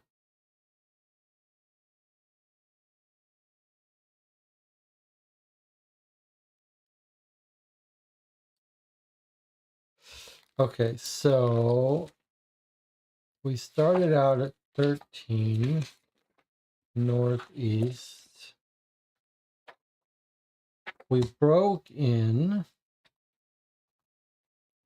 Okay, we went down. Okay, so here's where we started out. All right, SPE7, let's do it. Okay, so we started out in 7.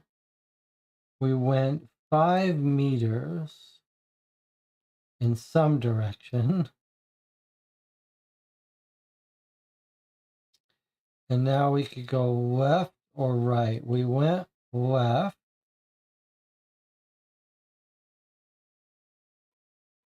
So we went left. We went 5 meters.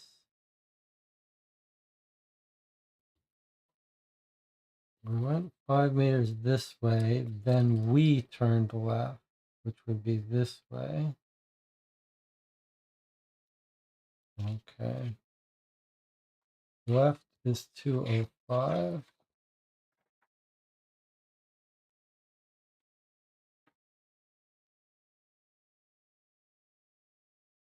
"205 says we walked 10 meters. Now we have an intersection. Now, where are we trying to go? If we go left, we're going to start to be in a circle. Where do we think we want to go?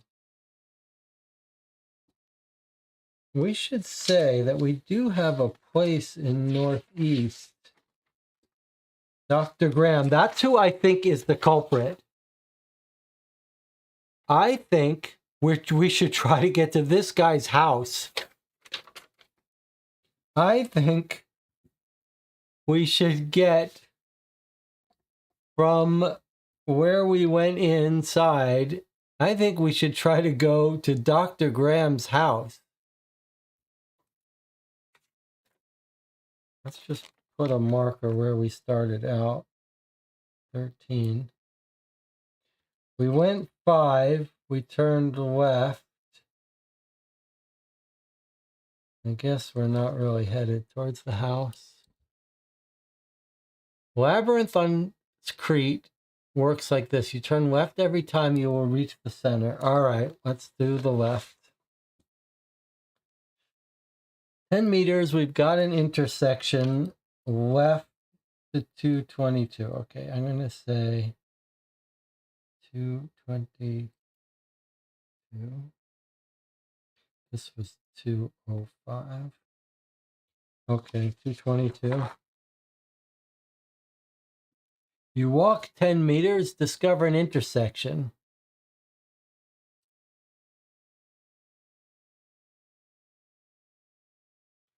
Actually, all right, you want to go left again, huh?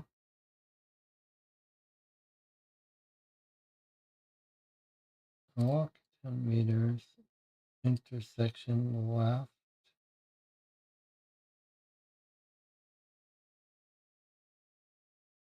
216.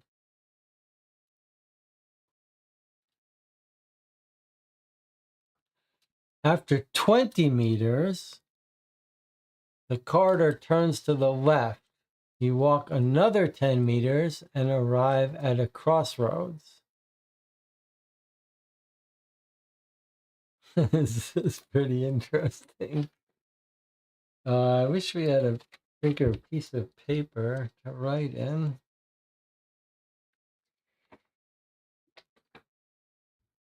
We haven't, I guess if we just keep track of which we go, if we go in circles, let's just keep going left. 7. Then we went to 205. Then we went to 222. Now we're at 216. But where did we go from 7? We went left. 7. We went left to 205. 205, we went left to 222. 222, we go left to 216. Okay, so we're just tracking all the places we go. So if we ever make a circle back, we'll do a different thing. 216, if we go left, we do to 220. I mean, we will find our way out of this. Even if left takes us in a loop, we'll do something different. Okay, left to 220. After 10 meters, you see a branch to the left to 215, otherwise 205. Okay, so 205 would give us a circle, so that's good. We're not going to turn right. But 215 is new to us, so we're going to go to 215. After 5 meters, you arrive at a staircase which you descended. Return to SPE 7. Okay, this is pretty cool. So we made a full circle, and now we're back at 7. Now it feels like the map might be the solution.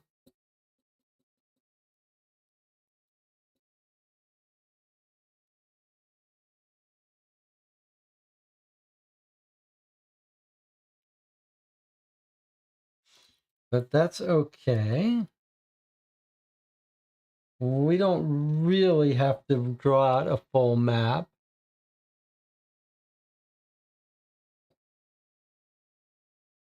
Although it might be useful. We can just follow paths and branch off. So 215 circles back to 7. Okay, so we could just do different things, but probably a map seems like it would be more useful to us. I just wish I had a bigger, let me see if I have a bigger thing.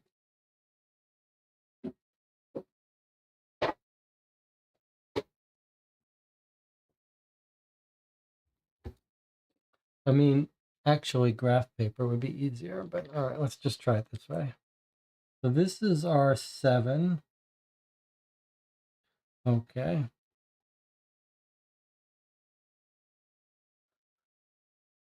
After 5 meters, we have an intersection. So we go 5 meters, then we go left to 205, which I think we're told is 10 meters.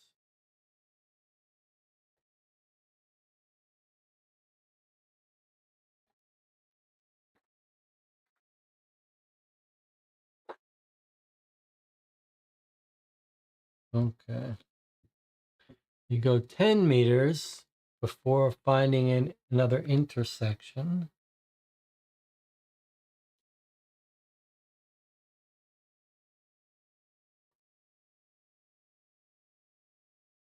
We can go left again to 224, which is 10 meters, and gets us to 222.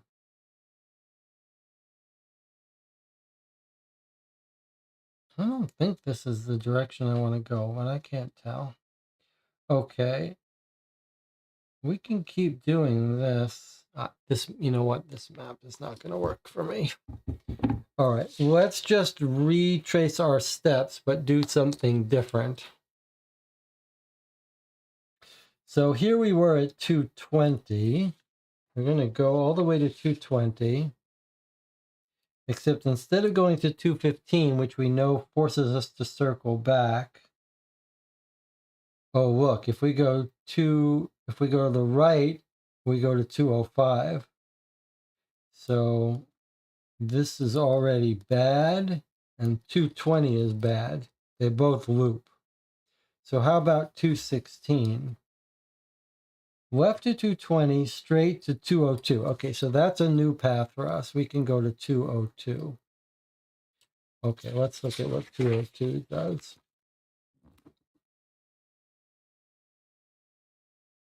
After 5 meters, you face a wall.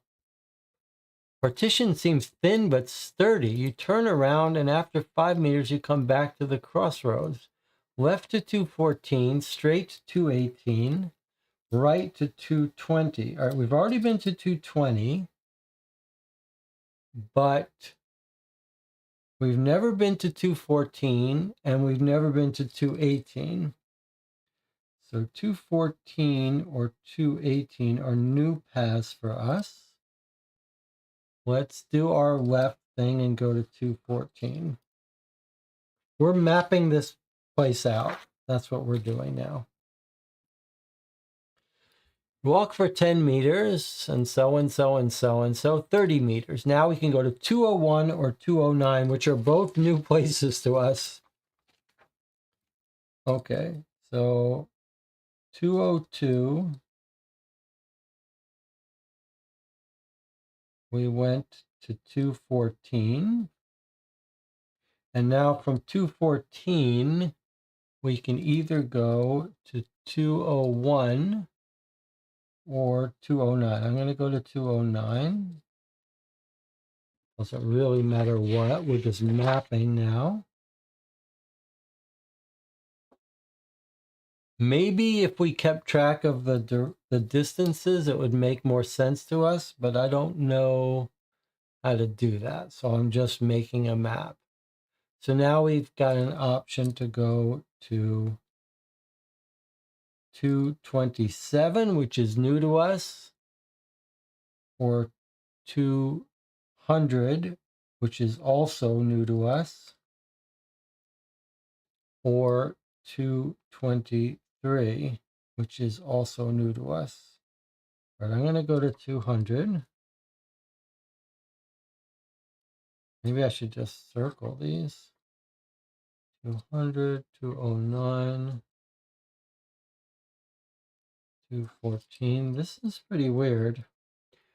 Okay, 204 or 217. Those are all new to us. 204 or 217. I'm just going to go to 204.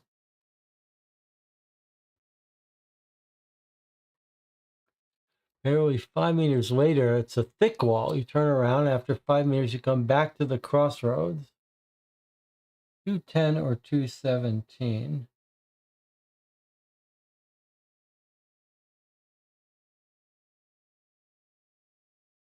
Okay.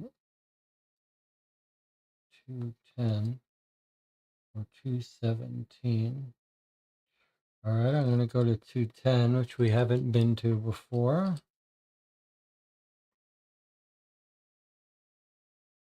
This is so strange. You walk 10 meters before following the corridor that turns right for 10 meters. An intersection goes to 223, 207, and 227.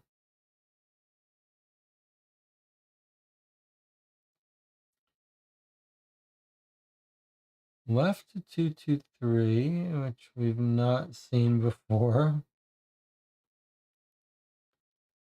Straight to 207,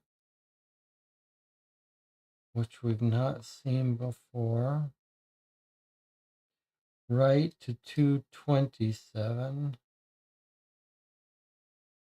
which we've not seen before. DJ says, we found the bricked up wall of the church basement. Could that orient us?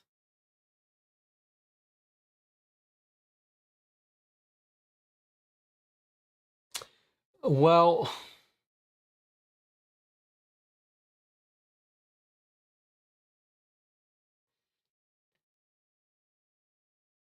it's interesting because it almost feels like maybe we're going to get to some place and we're going to have to figure out what's above us. So I think it might be reasonable to say that eventually we're going to have to know where we are spatially.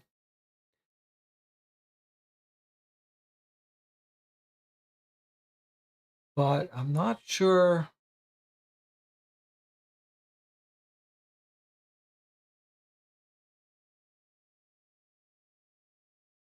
I'm not sure I'm going to be able to do it to make an accurate map, but maybe we can reconstruct it after we find where we're trying to go.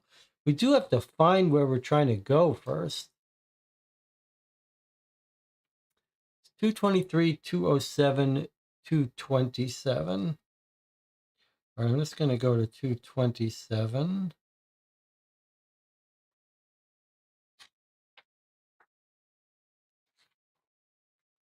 You know what we should be doing here? I should be circling the places we go and the decisions we make. So 227 goes to 204 or 210. We've already been to 210 and we've already been to 204. So we're at a dead end here. So I'm going to backtrack to 210.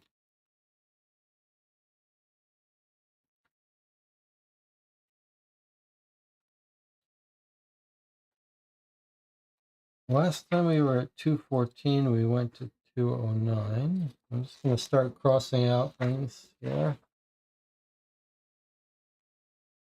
227, so we backtracked to 210.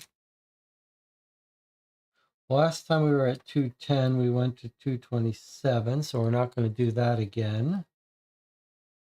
This time we'll go to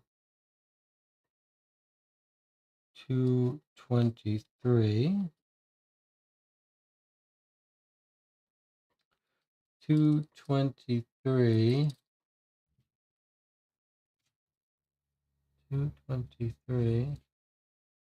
We can either go to 211 or 226. We've not been to either of those, so I'm going to go to 226.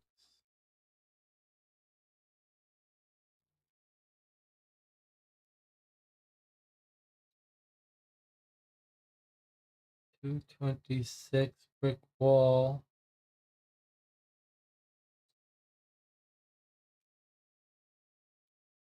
And it says this is tedious. It certainly is weird. Went to 226. Now we can go to 213 or 211. All right, let's go to 211 this time.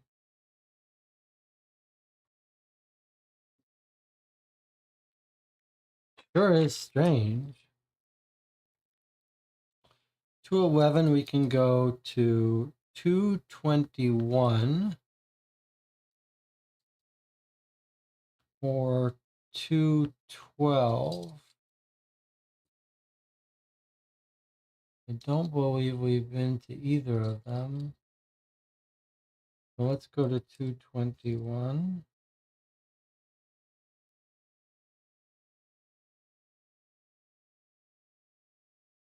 After 10 meters, the view finally clears up. You arrive in a large room in SPE 300. Gulp.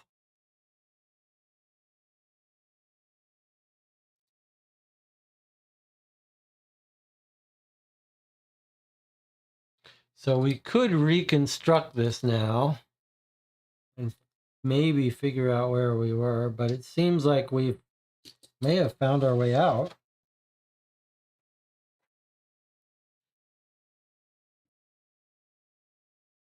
The infinite grim tunnel you've been traversing for an eternity finally opens up into a room plunged in darkness. You perceive a malevolent presence exuding a repugnant smell. You have the feeling that if you enter this room without preparation to face what lies within, you will never come out alive from this labyrinth.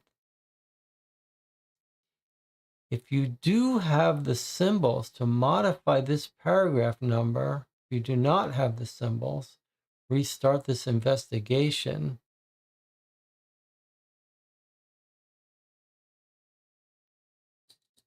But what is this?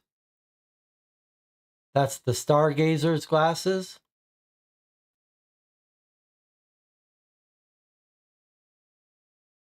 That's the stargazer's glasses.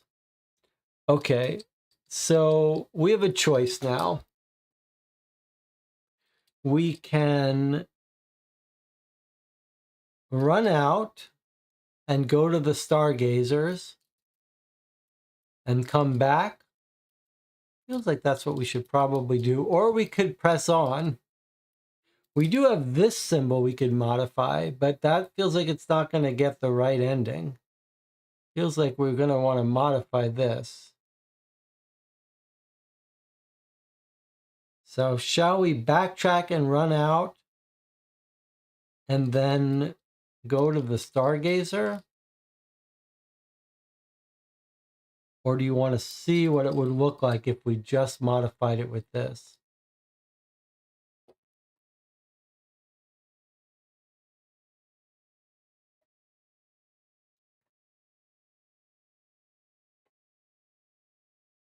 Martinez says back out. Okay, we don't have to actually physically back out. We have the entire path. We've made a route of how to get into this room. So we felt the malevolent force and we decided we need to visit the stargazer before we're ready to go in there. Okay, so we've got two places to go. It's the eye doctor guy, not the stargazing. I just consider it to be possibly both of them, but okay, let's try the optics guy. 8 southeast. That's what you mean. All right.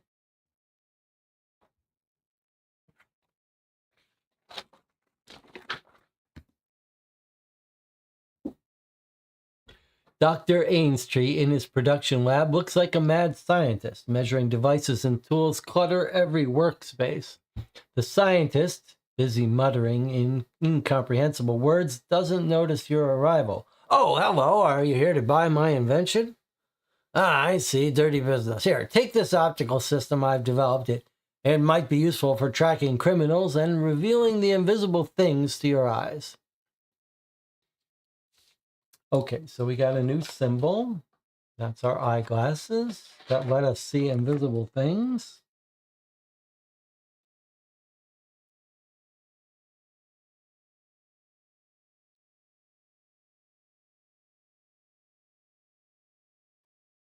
Okay, and they are a +10.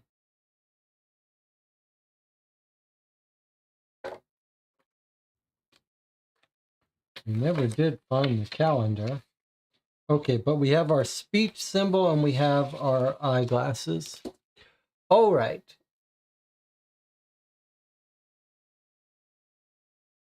DJ says, if I read the text correctly, we were supposed to start the entire game over if we didn't have both symbols. I don't know if that's true, but that's okay. Now we're going to go right back into the basement. We arrive in the damp basement, faintly illuminated by the light of your lighter. The fuel contained should last longer than your mental health. Okay, and so then we want to retrace our step. Okay, let's see. So according to my notes, we went to 205. Let's retrace it in case we needed to. 205, then 222. Then from 222 to 216. And then from 216 to 202. Then from 202 to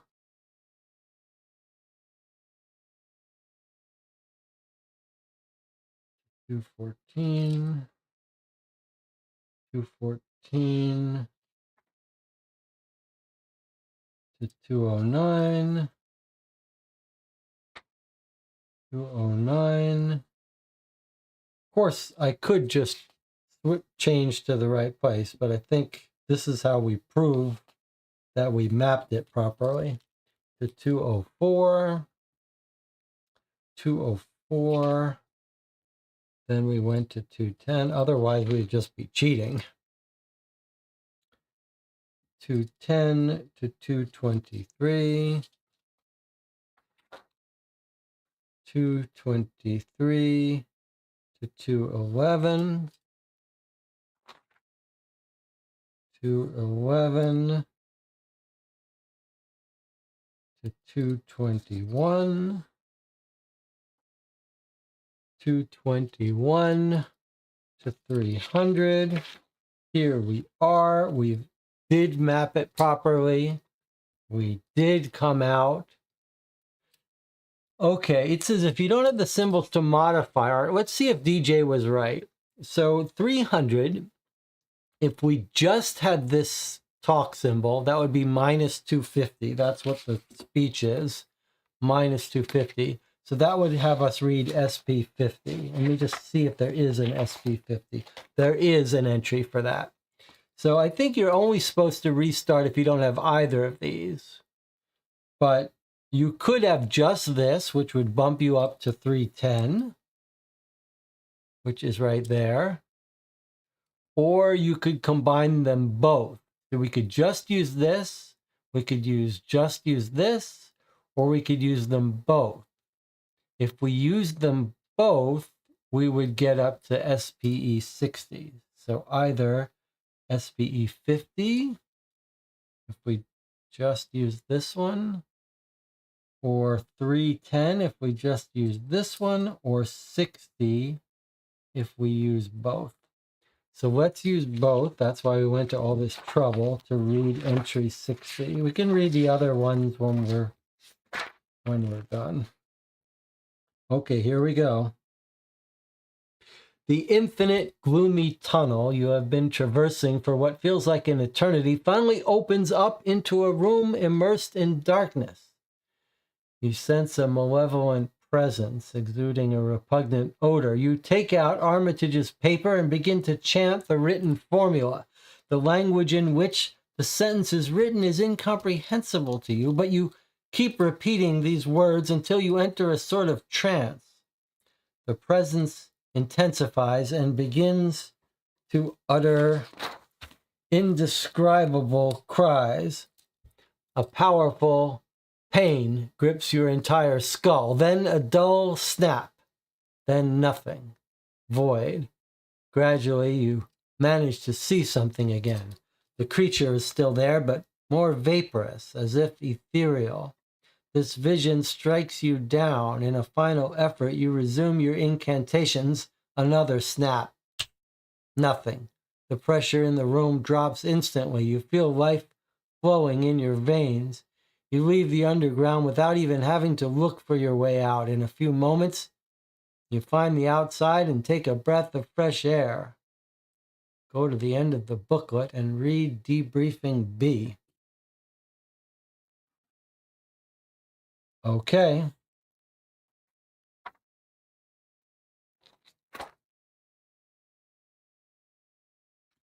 Here we go, Debriefing B.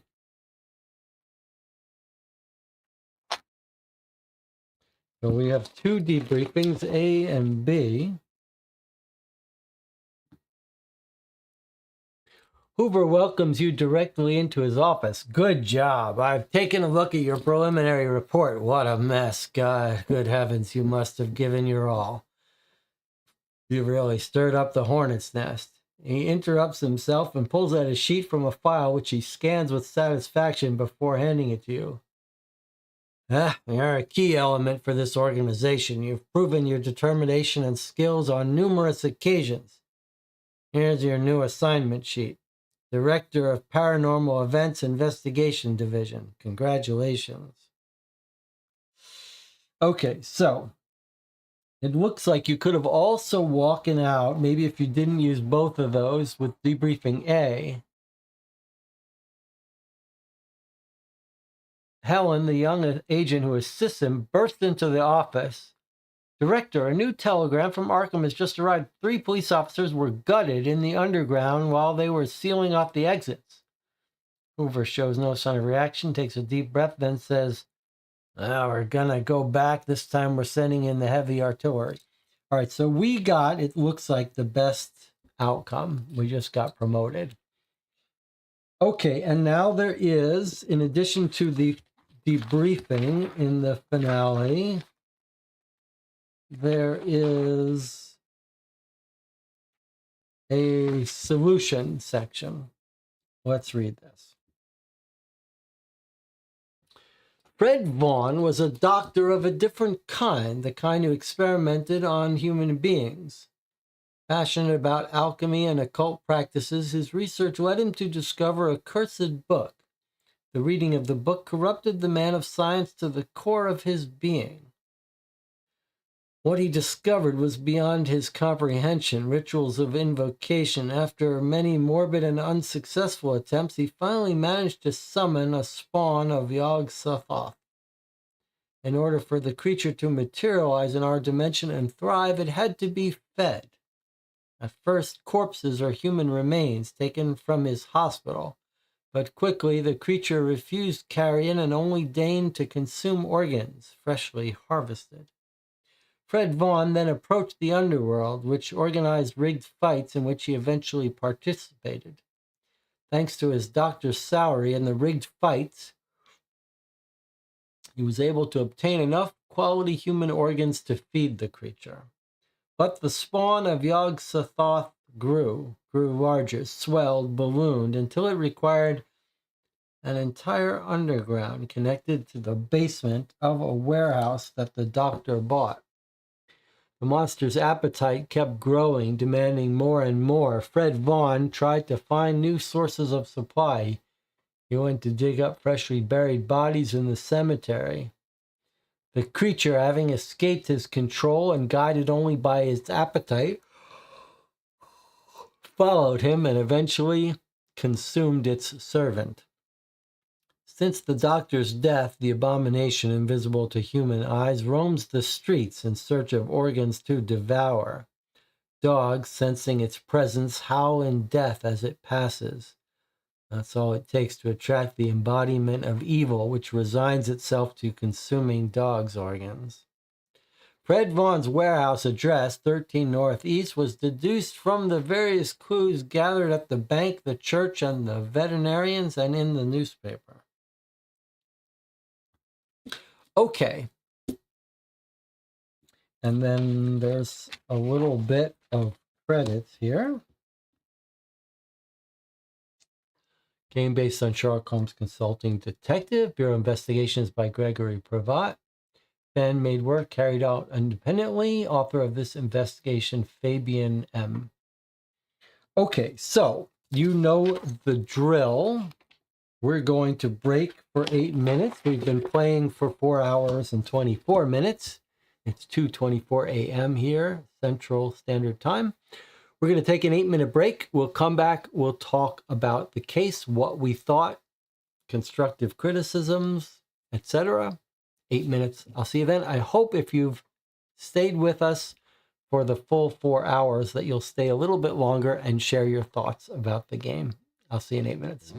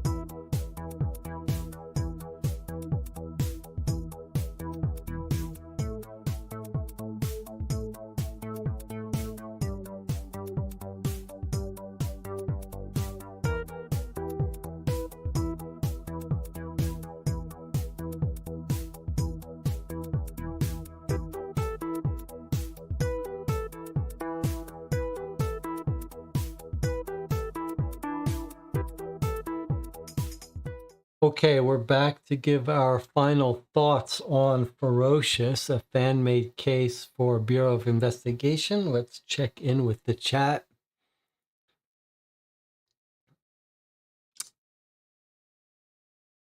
Okay.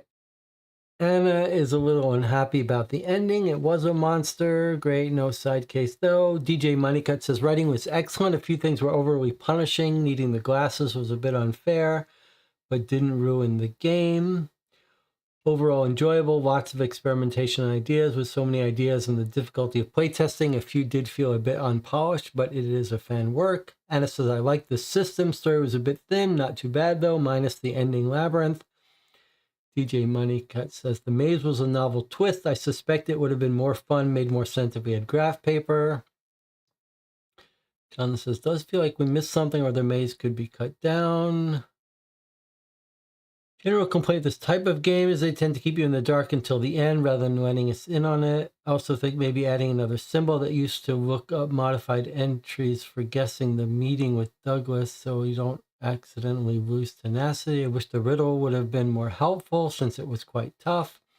I like the symbols as it was easier to remember what we still needed. Jonathan Warner says, I like the triangulation puzzle and the meeting riddle. I appreciate the authors of horror-themed mystery cases always seem very willing to experiment quite a lot. Minor fix, make it clear if we were supposed to know Douglas at the station near the start, maybe get rid of the tenacity penalty there. I think you could have two entries with symbols point to the same place if you use the same number, like 30 northeast and 30 southwest, yes. Okay.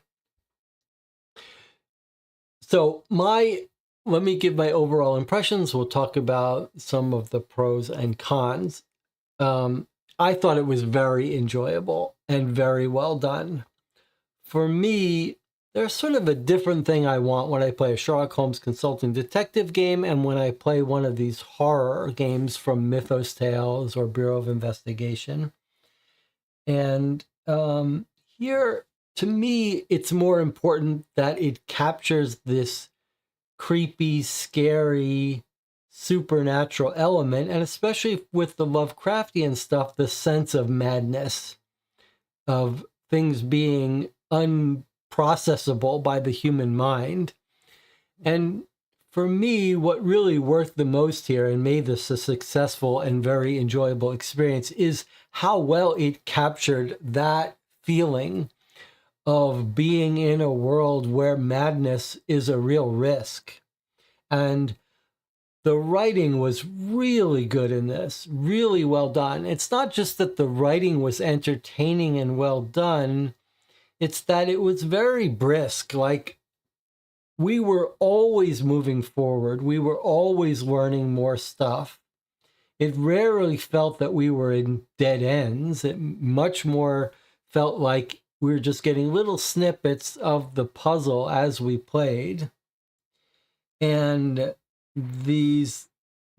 all the parts where we discovered this book and we started going mad and we went down to the basement and we were losing our mind, like those were all felt right to me and made the experience not a pure deductive experience, but more trying to solve a mystery with the threat of going crazy. And I really appreciated that. And I loved it for that. So for me, a very positive experience here. And I do think there were some highlights. Like there was that real puzzle about where to meet the detective. The riddle was real. That was interesting. The labyrinth, that's one of those things where watching it from a stream probably just seems annoying. To me, I had a slightly different take on that, which was that it was an appropriate finale. Like, it changed the mood of the finale to be really this feeling like in this claustrophobic going down corners and being lost. And it took us long enough that by the time we got to the end, it was exciting. And to me, that captured the feeling of a finale, making it different from the rest of the game. So for me, that worked. And it just rewarded mapping. It rewarded keeping notes of what paths you had tried before. So for me, I didn't need anything extra about drawing it on a graph paper and finding out where it went. To me, it was just the fact that you could, by keeping track of what turns you took, avoid looping and find your way. So for me, that was all satisfactory and worked well.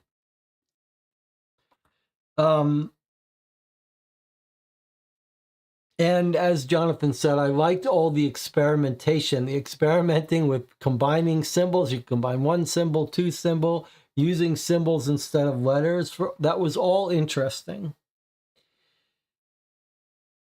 So let's talk about the parts that I thought was a little missed a little bit.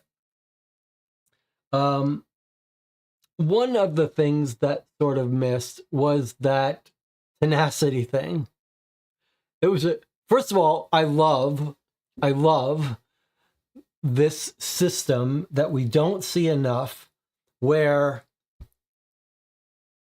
something triggers at an event. And in this one, it was when you run out of tenacity, it forced you to read paragraph 777, which doesn't end the game. I love that. I think that's the idea. We've seen a couple other places, and most notably in Razorhurst, there's a trigger at the end of each day. You read a certain paragraph. To me, that's something that should be stolen and cribbed and used when we write our cases. I think that's a wonderful idea. It gives you, it foreshadows, it gives you anticipation. You don't know what you're going to have to read, but you know it's ticking down and you have to read it. So I loved that. Where that failed, though, was that when you read 777, it's like it gives you a little bit of hint. It tells you, okay, the end is creeping up on you. But then it said we get one more tenacity. And sure enough, we lost that tenacity very easily. And then officially the game should have ended. And that was not fair. That was not necessary. And we had to cheat to get past it. And you say cheating, but I mean, the game just says start over. So we just skipped starting over and just rewound to skip that last thing. So for me, it was all great until it forced us to end the game when we eat up another tenacity. I don't see the point of that. And then similarly, as people have pointed out, like we followed down that labyrinth, and then it said, do you have the glasses? The glasses you get out of just randomly visit a place in the newspaper. So I'm not quite sure what the design philosophy is there. I do think that's the kind of thing that I would normally say you should avoid in a game. Like, you can't have a random place that you have no reason to go to be a critical piece of the game. Now, in all fairness, we did not check what happens if you don't have the glasses. So let me just see. If you don't have the glasses, then you would read entry 50 instead of 60.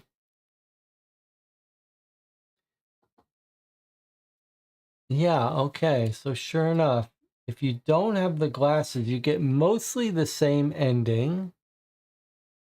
You regain your senses. You can't remember how to get out. And then you read A.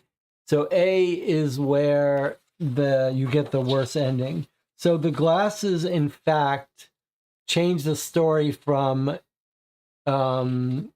you feel like you just know how to get out and you instantly get yourself out, to if you don't have the glasses, you wander around and can't find your way out. So that's a good example of something that I would say, doesn't add to it, but very easy to fix. As Jonathan pointed out, there was this very weird thing that happened to us right away where the guy's like, I want to talk to you later. And it seemed like we knew him and we met him earlier in the case. That didn't make sense. It also wasn't clear that he wanted to meet us right away. But that was a key part of the clue. So that was a little weird.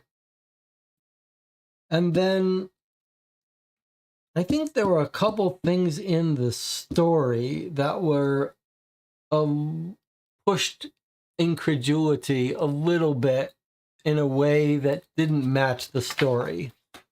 All of the madness, supernatural stuff, that's all fair game. I'm happy to believe any crazy stuff there.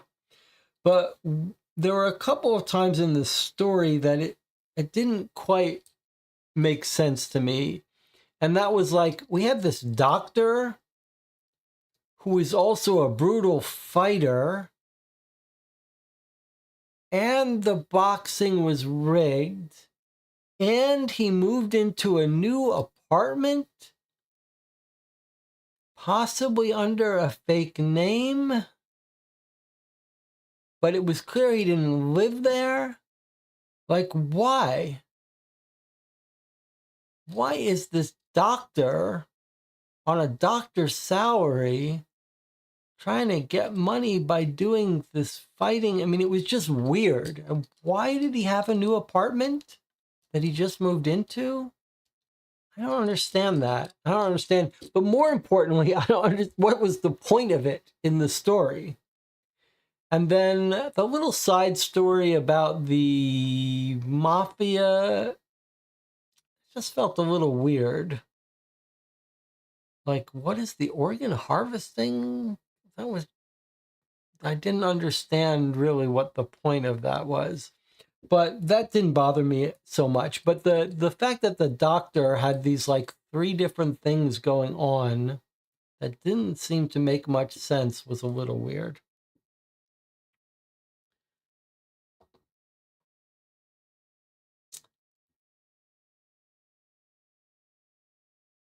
Let's see. An easy fix for the glasses is to create some narrative choke point. Writers need players to go down the tunnel with the glasses, then only let the players learn about the tunnel after deducing where the glasses are. Yeah, I mean, I agree with you. You shouldn't let people start down that tunnel without the key thing they need to get a good ending. There has to be something that's strongly encouraging them to get down it, to get those glasses first.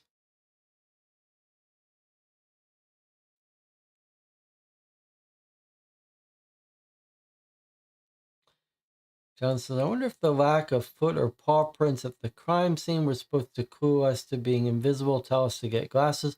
Maybe if there were other places that wanted the glasses, like if we had seen that glasses symbol at the cemetery, and then again at the entrance to the basement, but chose to ignore it and go down, then you could see being punished for not having the glasses. If we had some foreshadowing that the glasses would help us. If the glass symbol was at the cemetery and the glasses symbol was at the basement steps, and then we ignored that and went into the downstairs even without them, that would have made more sense. And it says, now that Jesse's mentioning these story elements, the story wasn't that good, says Anna. I think you're just, I don't think it's right to say the story wasn't good. The story was actually interesting and good, but there were elements of it that didn't quite make nice, clean sense. That you might ask to be better, but it carried the weight of this creepy story. And it was true to a Lovecraftian story about this guy who stumbles on the book that drove him mad, and he summoned the creature and had to feed the creature organs until eventually it ate him. That actually felt like something we might have been able to deduce if we had thought about it long enough.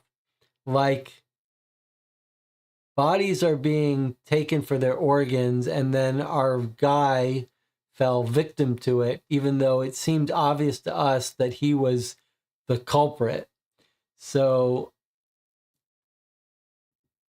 it's kind of a nice little circular thing where the guy it does make sense that he was getting it food until eventually it got him.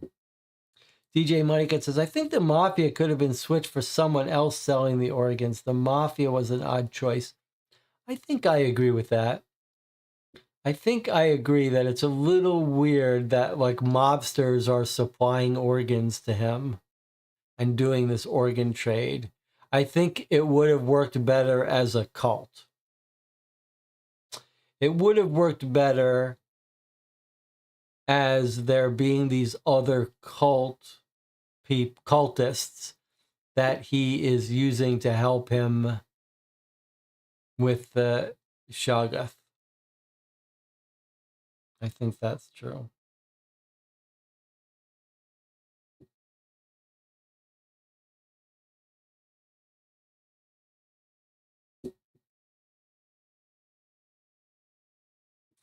But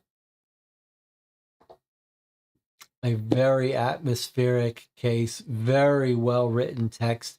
I think this proves something that we've said before, which is if the story is well written, and there was never a dull moment in this whole 4 hours.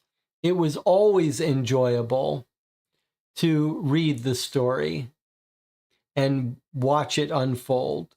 And boy, that goes a long way, even if you've got complaints at the end about the nature of the mystery of the deduction. The fact that the story was so enjoyable just to read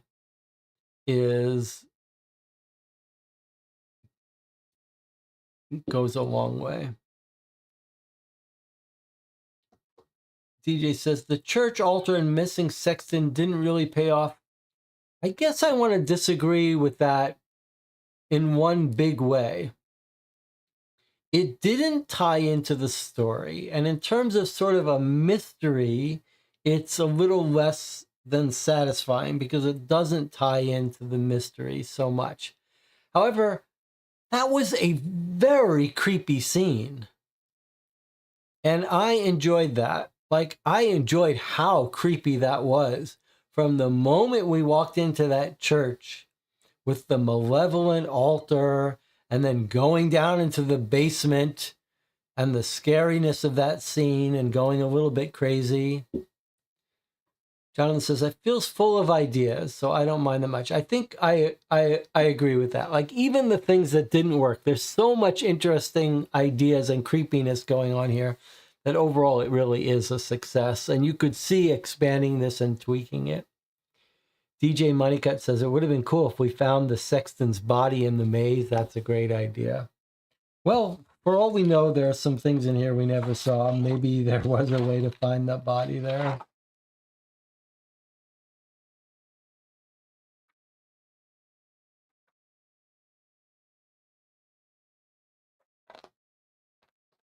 If you go into that basement and you don't have the book from Armitage, you do have your glasses. Look, you walk for eternity, opens into a room plunged in darkness. Putting on the optic system, you discover the unthinkable, a nightmarish and monstrous vision. You falter and fall instantly into deep madness. The hideous form emits an indescribable scream, the last you will hear in your life.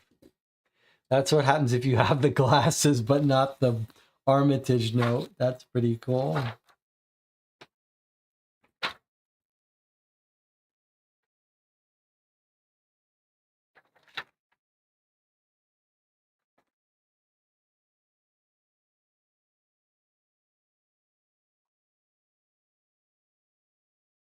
Look at this. You could find the lawyer dead.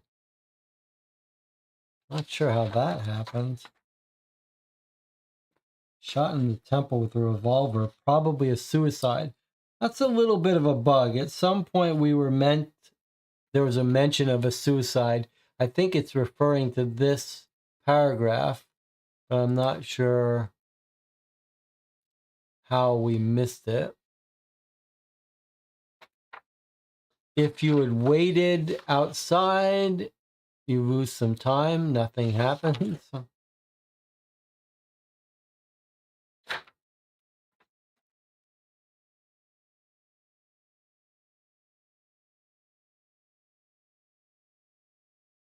Dave Moss's father.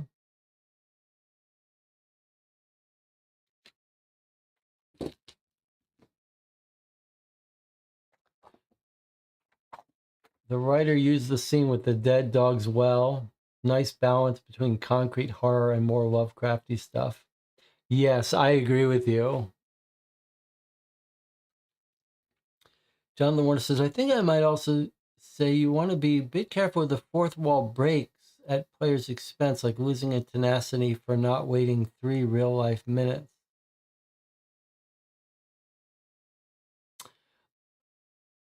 I thought that was pretty cool, actually, that 3-minute thing. But that goes, you could file that under the experimental nature of this, as you were saying. These horror writer mystery people do seem like they're more willing to experiment with stuff. That was pretty cool.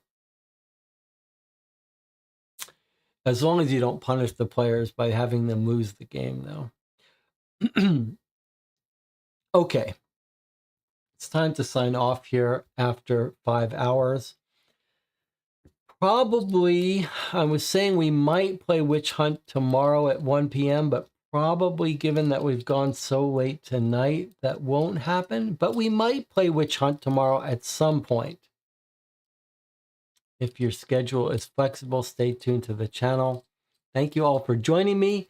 YouTube says 15 concurrent viewers here still at the end. You guys make it fun. All right. I'll see you next time.